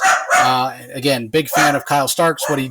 Speaking of Peacemaker, the Peacemaker Try Hard was done by Kyle Starks. So he's a great choice to do this Wild Dog story. The Aquaman Communion story, Part 1, Gabriel Hardman, writer and artist, Matt Hollingsworth on colors, Simon Boland on letters. That one's just okay. It very much feels like a typical Aquaman story. Nothing special, but it is only Part 1. We'll see if it gets better. Then The Wager, Matthew Rosenberg is the writer, Matteo Scalera on art, Clayton Cowell on letters, Black and White, Demon Batman, Make a Bet. It's a lot of fun. It's the Rhyming Demon. Maybe the most straightforward Matthew Rosenberg story I've ever read in terms of he doesn't drop a lot of one-liners, but I think he gets his sort of humorous fix out of doing the rhyming dialogue for the demon. So I thought the Matteo Scalera art, being able to see it in black and white, was a real, real treat. So that, I think, was maybe my favorite story, but Wild Dog comes in a close second, and the Batman Pygmalion jury's still out because we haven't gotten the conclusion of that. But again, really impressed by what Guillaume March is doing there. The art and story is really fantastic. The Fernando Passerin art on Wild Dog is very crime noir as well, really well done. And Gabriel Hardman, I mean, if you know his art, his art always has a bit of an edge to it. Like, I think some of my favorite art he's ever done that I've seen is the Green Lantern Year One, very much in that same vein, especially the underwater scenes with Aquaman. So all in all, a really strong issue of Batman Brave and the Bold. What are your thoughts, Rocky? Yeah, my favorite was Pygmalion. While it was a little bit, I kind of predicted it, but I was I wasn't entirely confident, but yeah, it ends up being a different Batman. But I like it. I particularly like the inclusion of Catwoman's involvement in this sort of this new character's Batman, and I never got the impression that Catwoman realized that it wasn't Batman. But I was surprised. I got the impression that she never realized that it wasn't actually Bruce. But this might have been, maybe it's because it's Batman Year One. But in any event, I like the fact that the real Batman shows up and is sympathetic to this Batman, this Pygmalion Batman, and I like it because this family that this fake Batman befriended they may end up with a happy ending, and it ends on a cliffhanger with this Pygmalion Batman going to rescue the family that he's sort of been part of, and it's leading toward a happy ending, which I like. So I quite enjoyed it for that reason. Wild Dog, I think, is Wild Dog probably ranks number one or two for the a DC comic that you're most likely to find in dollar bins. I mean, does anybody who's collected comics over the last 10 years and has been in the dollar bin in the last 10 months not have the first issue of Wild Dog? I don't know. Maybe it's just in my area, but it's crazy. But I actually like the Wild Dog story. It's my second favorite. It's very detailed. I I like it. It's again, you have to distinguish it from Peacemaker, because now that when we got Peacemaker, you got Peacemaker. Why does Wild Dog exist? He's got to be different in some way, and I think they actually managed to pull it off here. So I'm not sure where it's going to go. If we're going to see more of Wild Dog, I think he's a redundancy. I frankly don't think they should have introduced him. We got Peacemaker. Why do we need him? But I guess it's interesting to see. As for the other two stories, I'll just leave your comments. I didn't appreciate them to the extent you did. So we can carry on. Okay, sounds good. Power Girl number 3 is up next from Leah Williams, pencils by Eduardo Pansica, inks by Julio Ferreira, colors by Romulo Fajardo Jr., Becca Carey on letters. Eduardo's got two. I mean, obviously he didn't draw them in the same month, but yeah, pretty interesting. Again, like, this thing that keeps striking me about Power Girl, this iteration of Power Girl page that they have, is how young and inexperienced she seems when she's a character that's been around forever. I get that they're trying to distinguish her from Supergirl, but I just don't know that you can, because even in this issue, when she's talking to Superman at the beginning, it feels like an interaction between Supergirl and Power Girl. So I just don't know how well it's going to work. But in terms of this Kryptonian parasite or virus or whatever the heck it is, if it's related to the symbiote ship, I guess we'll have to wait and see.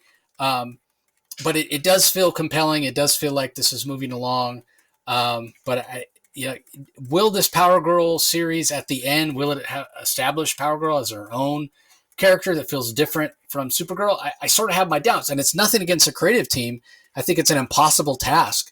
Those characters are just too similar to really have them be distinguished unless you change one of their power sets completely.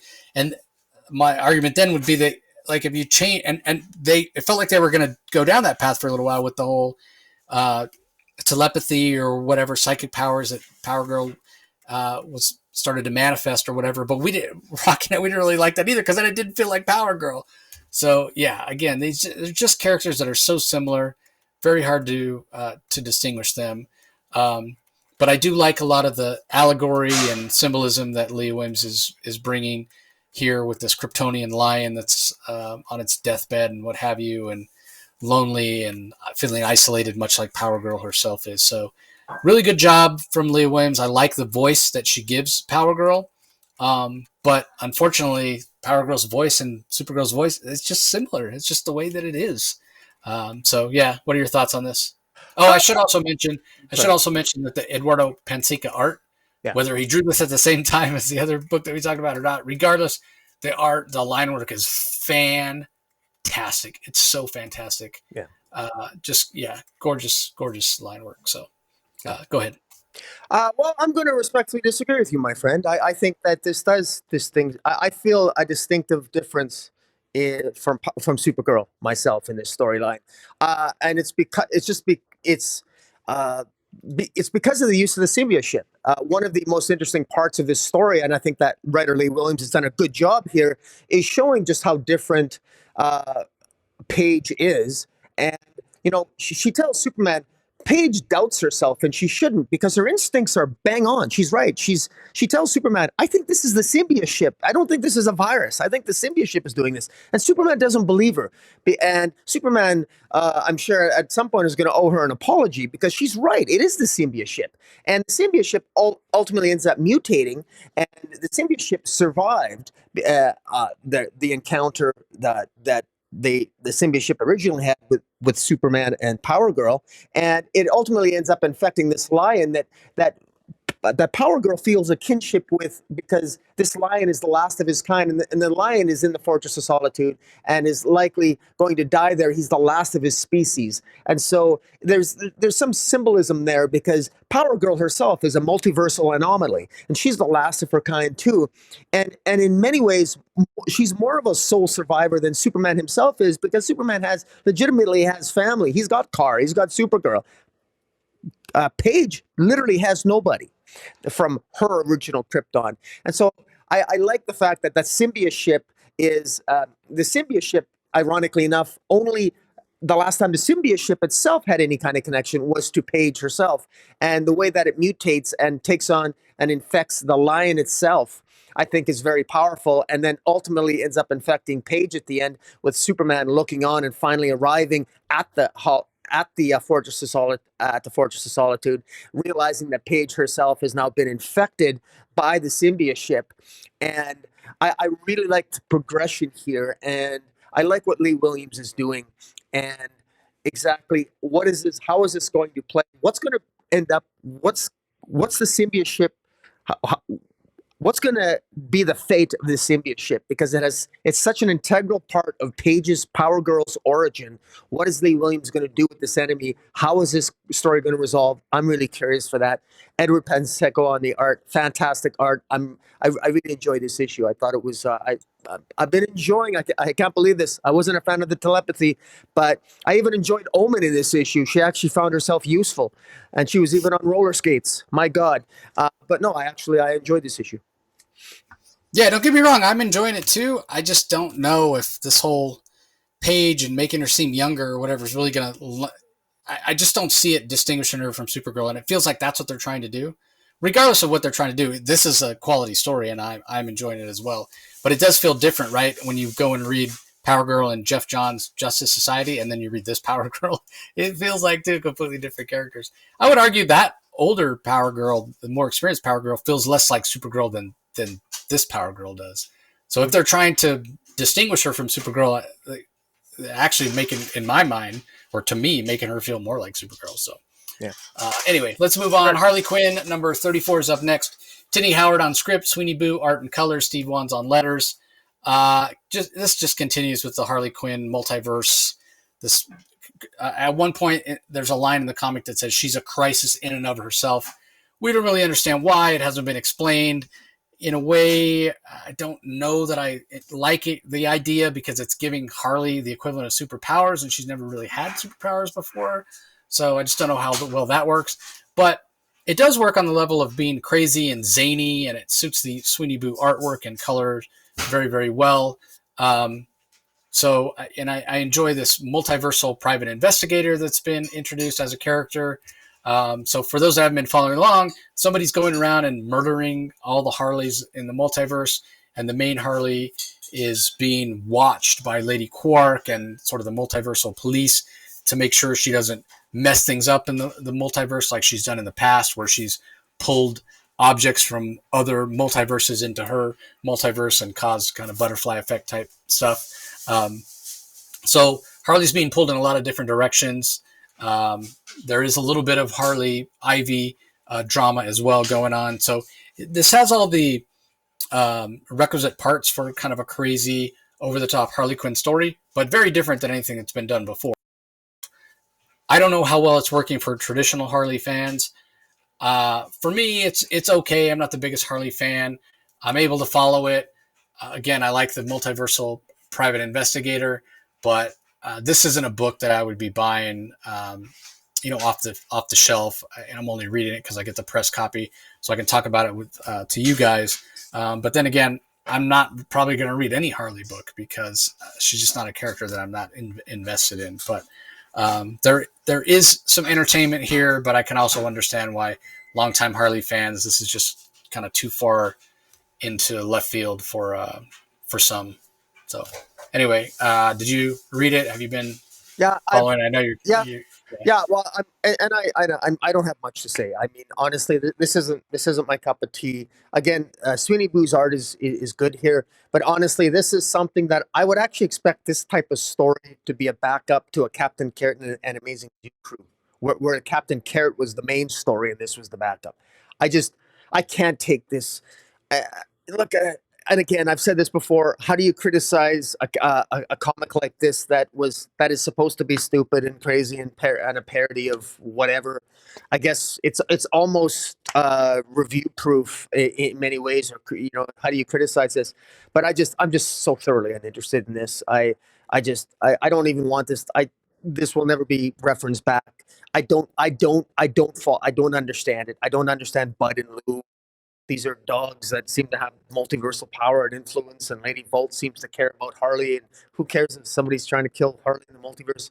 This is all over the place. Why is this more than 2 or 3 issues long?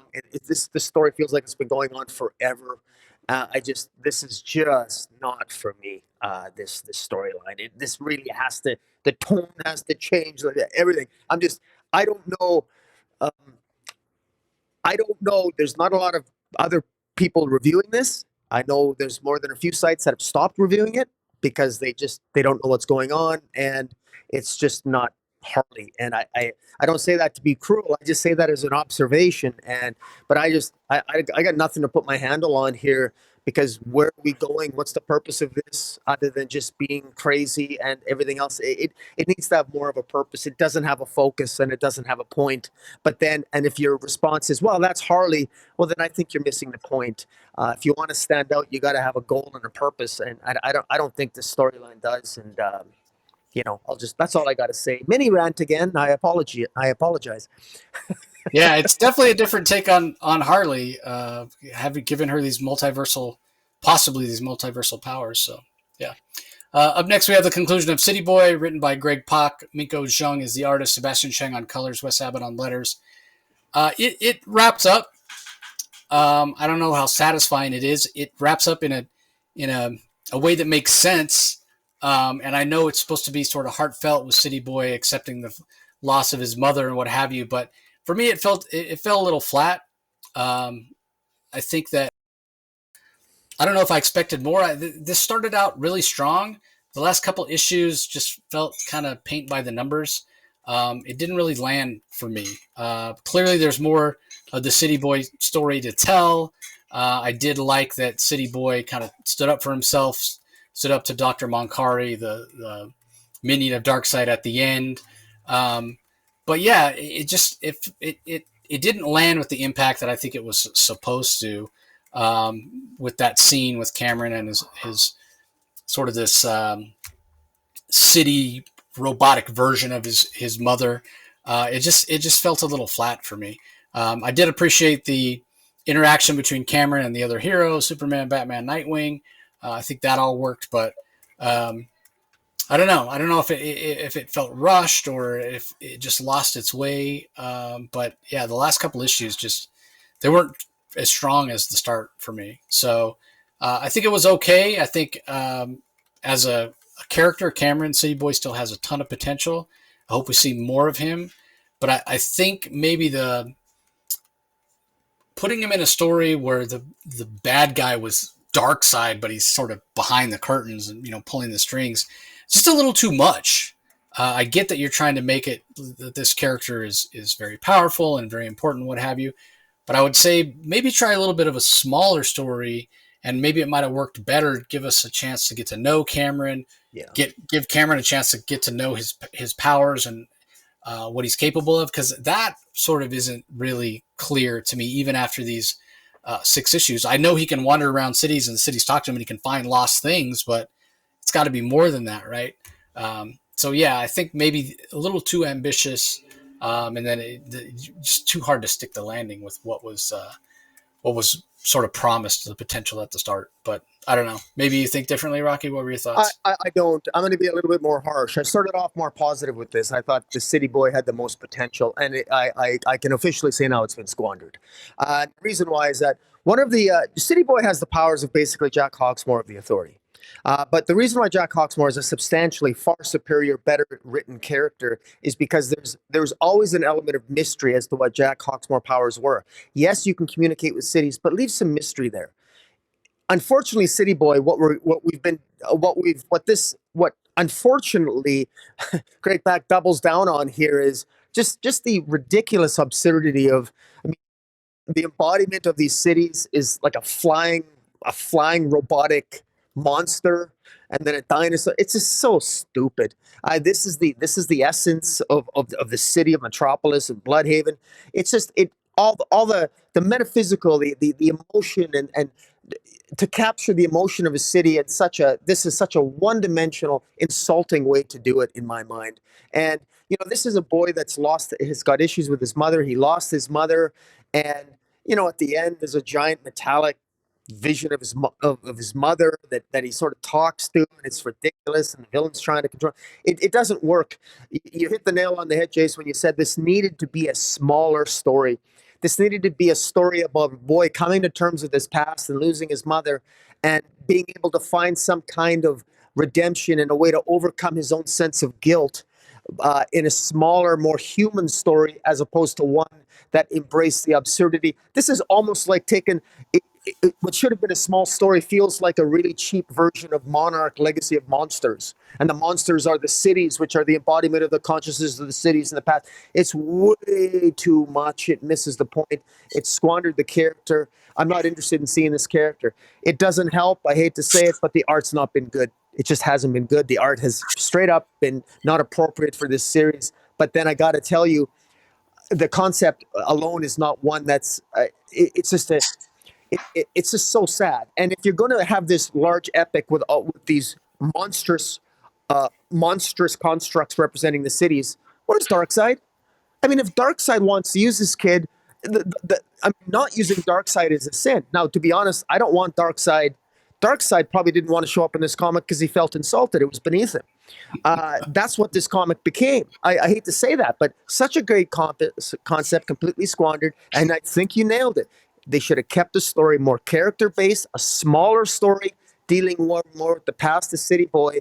And you didn't need a huge cast of characters like this Nightwing, Superman, blah, blah, blah, desperate to get attention.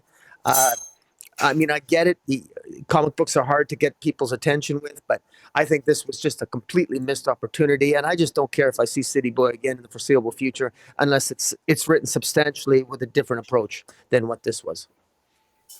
Well, I think it's very telling that you and I both, we didn't talk about this beforehand, and we both came to the same conclusion. The story was just too big for what the character was. We want smaller. We want focus on City Boy. We need to get to know City Boy. I need to know why I'm supposed to care about it.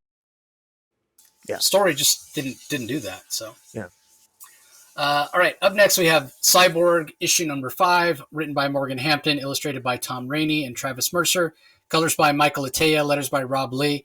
Now, here's a perfect example of keeping the story small, but or feeling more intimate, but you could still have threats, right? You could still even have guest stars. The rest of the Titans show up here. Now, granted, we know Cyborg much better than we do City Boy. He's been around, but I would argue that Morgan Hampton's done a good job making this new reader friendly for somebody who doesn't know Cyborg, that he does give you reason to care. He's rooted in his city of Detroit. His issues with his father have been explored. So Hampton's done a really, really great job, and that continues in this issue. Love the art, love the colors. Sort of surprising what we find out about Solace, this character that we thought was out to murder Marcus, and then we find out that he's actually, you had this idea that Marcus was there, and he was stealing everybody's essence, basically their digital self, right? And he was going to this Solace character, this digital version of Marcus that downloaded itself into one of the synthetics, was out there to try to save Marcus, do his bidding, what have you. No, it's actually the other way around. It's this Solace who, in a lot of ways, is an analog for who Cyborg was when he first, after his accident and his father did what he did and turned him into a cyborg. Solace is actually wants to kill Marcus. You should not have done this. There's some self-hatred. There's some self-loathing that this character Solace has, this digital version of Marcus. But yet, it's Marcus's consciousness. It's Marcus's intelligence. It's Marcus's personality digitized that thinks differently than the real Marcus. So there's more to Marcus than we've been told so far, right? Like, clearly there's a part of him that realizes what he's done is wrong and rebels against it. And so you have to think about, so where's that disconnect? What happened to Marcus in the past that made him, want to pursue this? I mean, his whole idea of, hey, if we get to the point that we can transfer our digital selves and our memories and everything that we are into a synthetic body, we can basically achieve immortality, right? And you have the digital version of Marcus, and maybe it's partially because that digital version of Marcus doesn't really feel human, because it never has been. And then you download that into a robotic body. Now it feels even more inhuman. Like I said, there's the sense of like self-loathing and self-hatred. And it's like, okay, well, now I can live forever, but why would I want to live forever if this is how I exist, right? It's a parody. It's a funhouse mirror reflection of what life really is. You're going down the wrong path. I'm going to destroy the biological Marcus so that this future that he seems to want to pursue of digital immortality doesn't come to pass. That's really interesting, right? That is again such an interesting contrast to Cyborg, right? Because you can look at both the real Marcus and the digital Marcus in this body, Solace as it calls itself, and you can see reflections of Victor Stone in both, right? Because Victor he is both. He's got his human parts. Some of him is human. Some of his human body remains, but he's also got robotic parts. He's the melding of these two. And when you look at it, here's Marcus, here's Solace, diametrically opposed to each other in ideology and in what they are, right? One is completely flesh and bone, one is completely robotic. And then you've got, the analog of that, these two opposing tensions, they're together in one body, in one person, in one entity in Cyborg, right? Like, think about that. Think about what Victor Stone has to deal with. He's not human. He's not robot. He's both, all in one. I think that's brilliant from Morgan Hampton. Just absolutely amazing. So really impressed with this. Can't wait to see how it all plays out. And I think there's one issue left. So we'll see. What do you think? Well, I want to draw attention to the title of this issue. It's Remember the Tin Man. And when I think of Tin Man, I think of Wizard of Oz, and the Tin Man was always looking for a heart, right? And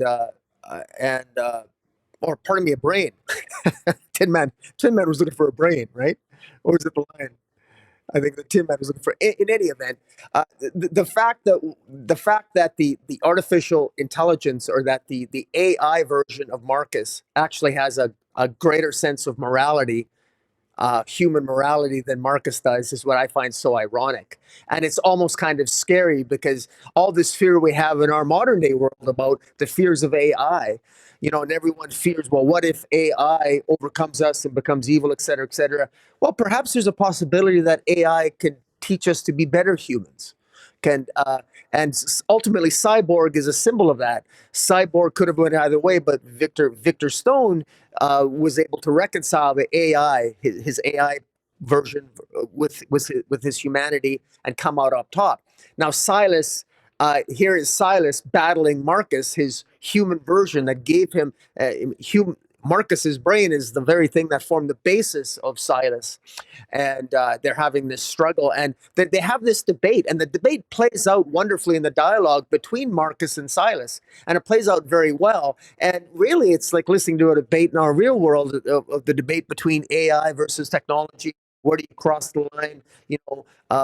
What risks do you take, et cetera, et cetera. And I agree with you that aspect of it has been well done. And the rest of it, the action is sort of a little bit by the numbers. But it's the character work that has made this series work. And Morgan Hampton did have something to say here, and he did a good job saying it. The good use of Silas and Marcus, and it ends. It ends well. I think that the final issue is probably a given. We know that Cyborg is ultimately going to be battling Silas. What's the ultimate fate of Silas? I don't know, but this feels more like every hero has an opposite, and I'm not sure if Silas. I don't know if I would view Silas as the opposite of Cyborg, other than the fact that Silas could end up being a good ally. You'd think he'd be a good ally to Cyborg, and yet he might end up being an enemy. And yet he seems to have a stronger moral compass than Marcus, the very brain that inspired him. But I agree with you. It was well done by Morgan Frampton. And, when you consider we're 5 issues in, this is going to be a 6-issue series. This accomplishes what 6-issue series should do. A good story in 6 issues that make you think, has something to say, and some good themes. Yeah, and to go back to the title, remember the Tin Man. Yeah, Tin Man did want a heart because the heart in his mind was where human emotion came from. Again, to talk about solace and the self-hatred, self-loathing he feels for himself, maybe because he can't feel. Which is so interesting because I talk about self-loathing, self-hatred. Those are emotions, right? Maybe, dude, you have emotions. You're feeling the negative ones. All right. Up next, God, we're on the last book already. It's Batman 89 Echoes. This is from writer Sam Hamm, Joe Quinones on art, Leonardo Ito on colors, Carlos Mangual on letters. So Sam Hamm, for those who are not familiar, he was the screenplay writer for the first Batman that Tim Burton directed, as well as the second Batman, the one with Danny DeVito as the Penguin. We had a previous Batman 89 that really focused on the Billy D. Williams version of Harvey Dent or Two-Face. Now we're getting maybe what would happen next if the following movie had taken place. It ties in with what happened at the end of the last series where Barbara Gordon figured out that Bruce Wayne and Batman were one, and instead of turning in Batman, she got him to agree to not be Batman, and that's where this sort of picks up a few years later. Batman hasn't been seen in 4 years. Bruce Wayne's been holding up his end of the bargain to not show up, but there have been other people, just random Joe Schmoes that have dressed up as Batman, trying to stop crime. Of course, they get themselves killed because they don't have the training. And so Barbara Gordon goes out to Wayne Manor to make sure Bruce is holding up his end of the bargain, only to find out that Bruce has been missing for a number of weeks. Alfred has no idea where he is. Meanwhile, Firefly appears to be the villain, at least one of the villains, because we also have Harley Quinzel and Jonathan Crane show up here. And Firefly, it seems like, is going to be the bad guy, but correct me if I'm wrong, at the end, doesn't Firefly look like Bruce Wayne? Yes, he does. I think, yes, so, that's true. What's going on? What the heck's going on? I don't know. And I will say that the previous Batman 89 felt very rooted in the Batman 89 universe, which I know it's sacrilege to say, but I never really... the Michael Keaton Batman wasn't really high on my list of Batman until actually the Flash movie. I enjoyed him a lot in that movie. He went from maybe 4th on my Batman list all the way up to 2nd, right below Ben Affleck. I think Ben Affleck's the perfect Batman. Yeah. But yeah, Christian Bale was above. I think even Val Kilmer I liked as Batman more than Michael Keaton. But he did such a great job in the Flash movie or what have you. So yeah, the previous Batman 89 was just okay for me because I'm not really invested in that version of Batman. I'm sucked in. I am sucked in. The mystery, the crime noir feeling with the Gotham City SWAT team, Barbara Gordon. Like, I love when Barbara Gordon goes walking into the manor. She's got the overcoat on, but the lapels of the overcoat are yellow. Gives a little bit of a Batgirl feel, right? Yeah. Just little clues like that. So, yeah, I really, really enjoyed this first issue. And what the heck's going on with Firefly that looks like Bruce Wayne? And God only knows. Maybe that's how Bruce Wayne, I promised I wouldn't be Batman. I didn't say I wouldn't dress up as any other, costume people. Maybe he's trying to infiltrate the underworld. Who knows? But yeah, I'm sucked in with only one issue. And the Joe Quinones art, he does such a great job of making it feel like a comic book, but also making these characters, you can kind of see the actors that he's basing these characters on. The Billy D. Williams or the Harvey Dent looked like Billy D. Williams. The Michael Keaton looks like an older Michael Keaton. So yeah, I'm all in on this one. I enjoyed the first issue of this Batman '89 book more than any of the previous Batman '89 issues that we had. So what did you think? Well, one of my central criticisms, and yours as well, if I recall, in the first Batman '89 series, and it wasn't just us, it was other reviewers as well. One of the reasons why people were better drawn to the Superman '78 series is that it actually involves Superman. The original Batman '89 series by Sam Hamm here, Bruce Wayne was a guest star in his own comic. It was almost an exclusive. It seemed to be Almost a exclusively cameo. focused. Almost not even a guest star. He hardly showed up. That's exactly right. And if I didn't know better, I think Mr. Hamm has realized that, and he's made Bruce Wayne the central part of the mystery of this story. And that's a very, very good idea, because one of the things that I wanted when, Batman '89 echoes is I hope Bruce Wayne actually is part of this story. And what I like about it is Bruce Wayne is part of the story. He appears to be Firefly, coming back as Firefly 4 years later. Now he's in Arkham Asylum, and you never mentioned another character that shows up, and that's Harley Quinn. The Harley Quinn of the Batman '89 universe shows up as sort of a narcissistic TV host. I mentioned her and Jonathan Crane. They both show up. But she's very pissed off. Because she doesn't, she's pissed off that her interview was preempted by this talk talk of Firefly showing up, and so she's all about ratings and attention getter, and the central mystery. I'm actually intrigued. I like the fact you don't actually need to read any of the original series, thank God, because it dragged on way too long, and it was a Harvey Dent heavy story that dealt with Harvey Dent, and then Rob didn't, it turned me off by the second issue. It sort of missed its point. It should have been about Michael Keaton, Bruce Wayne. This seems, I hope, is a Bruce Wayne story. Now, Bruce Wayne only shows up here. It appears to be Bruce Wayne at the end. I hope we get more Bruce Wayne and the mystery that forms a central part of the story moving forward. The art is really good. I love Barbara Gordon. You're right about the colors and the subtle clues in the color, everything. I'm really curious to see where this goes moving forward. I'm immediately more captivated with this than I was with the first series. So kudos to Sam Hamm, Joe Quinnos on the art and cover, very well done, and Leonardo Ito on the colors. Let's give him some prompts for the subtle coloring from page to page. So no, this was well done, and I'm looking forward to seeing this moving forward. Yeah, 100%. All right, collections we have out this week. Danger Street Volume 1 collects issues 1 through 6 of Danger Street from Tom King and Jorge Fornes.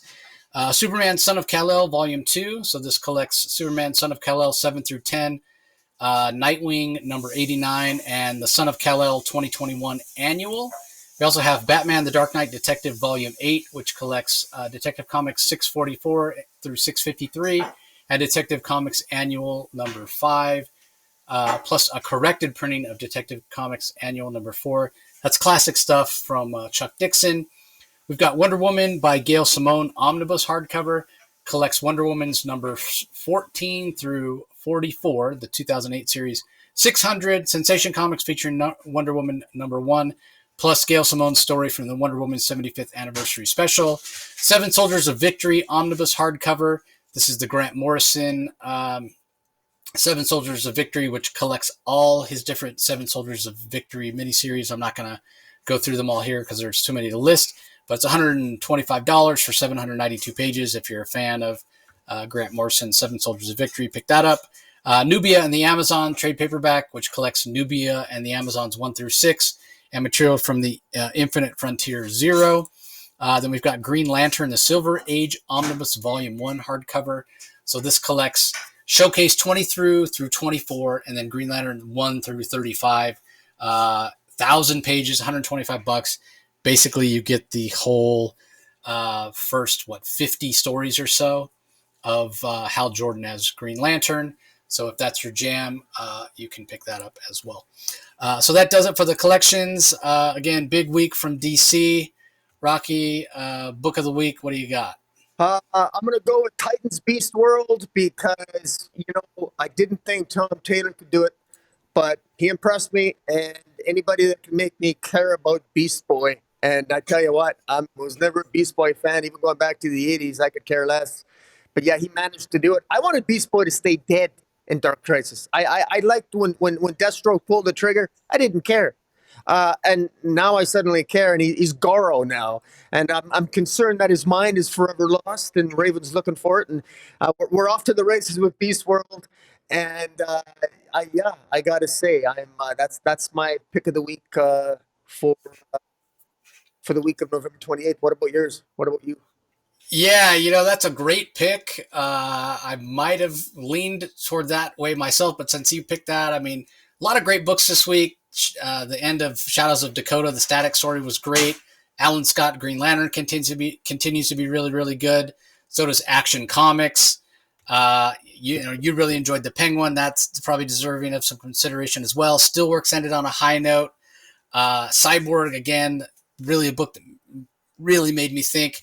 But ultimately, I'm going to go with Batman 89 Echoes. And the reason I'm picking it as my book of the week, which probably surprised a lot of people, is because I just wasn't expecting to enjoy it as much as I did. Again, not a big fan of the Tim Burton Batman 89 universe. I totally agree with Rocky that Batman was a guest star at best, maybe a cameo star in the first Batman 89 series that we got from Sam Hamm. It was totally focused on the Billy D. Williams, Harvey Dent, Two-Face. So for me to be so invested and just like page after page sucked in, it just really, really surprised me. Plus, you mentioned the Ito coloring, the Quinones line work are absolutely fantastic. So, yeah, based on pure surprise factor, I'm going with Batman 89 Echoes. But, yeah, a lot of great books this week. A big week. As we said, obviously, I think we did a good job keeping it relatively short considering there were 17 books. So, yeah, hope you guys are all having a joyous holiday season. 12 Days as a Comic Source will be coming up, focused on bad idea books this year. So look for that. And yeah, if you're at LA Comic Con this weekend, definitely hit me up. Yeah. Anything to add, Rocky? No, just, I don't know about everybody else, but this coming weekend, my wife and I will be putting up the Christmas tree. Yes, Christmas is here already. I can't believe it. I cannot believe it. But, my wife has already done her Christmas shopping, and I will be starting this weekend. So we shall see it. By the way, just for shits and giggles, I'm involved in a Chinese gift exchange with my family, and the rules are simple. It's got to be under $100, and we randomly chose a letter from the alphabet, and we all have to buy something for under $100 that starts with the letter H. So I'm frantically looking for anything that starts with the letter H. I'm running out of nouns in the English language. I may have to resort to French and German, but I'm desperately looking for something. So if anybody has any ideas for me, please leave some comments below. A nice Christmas present under $100 that starts with the letter H. Let me know.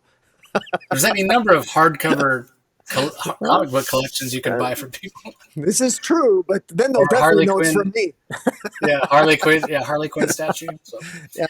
Anyway, that's going to do it, everybody. Appreciate you joining us as always. Don't forget, if you're listening to the audio-only version, head over to YouTube, subscribe to Rocky's channel, Comic Space Boom! ! Ring the notification bell, subscribe. That way you're sure not to miss any of the content. You can get involved in the conversation in the comments below. Let us know what you thought of this week's books. Conversely, if you're checking us out on YouTube and you want to be sure not to miss any of the audio-only content from the Comic Source interviews, convention coverage, what have you, just go to whatever platform you enjoy most for your podcast. Do a search for the Comic Source and subscribe. So that's going to do it for this episode, everybody. Appreciate you joining us as always, and we'll talk to you next time. Catch you later.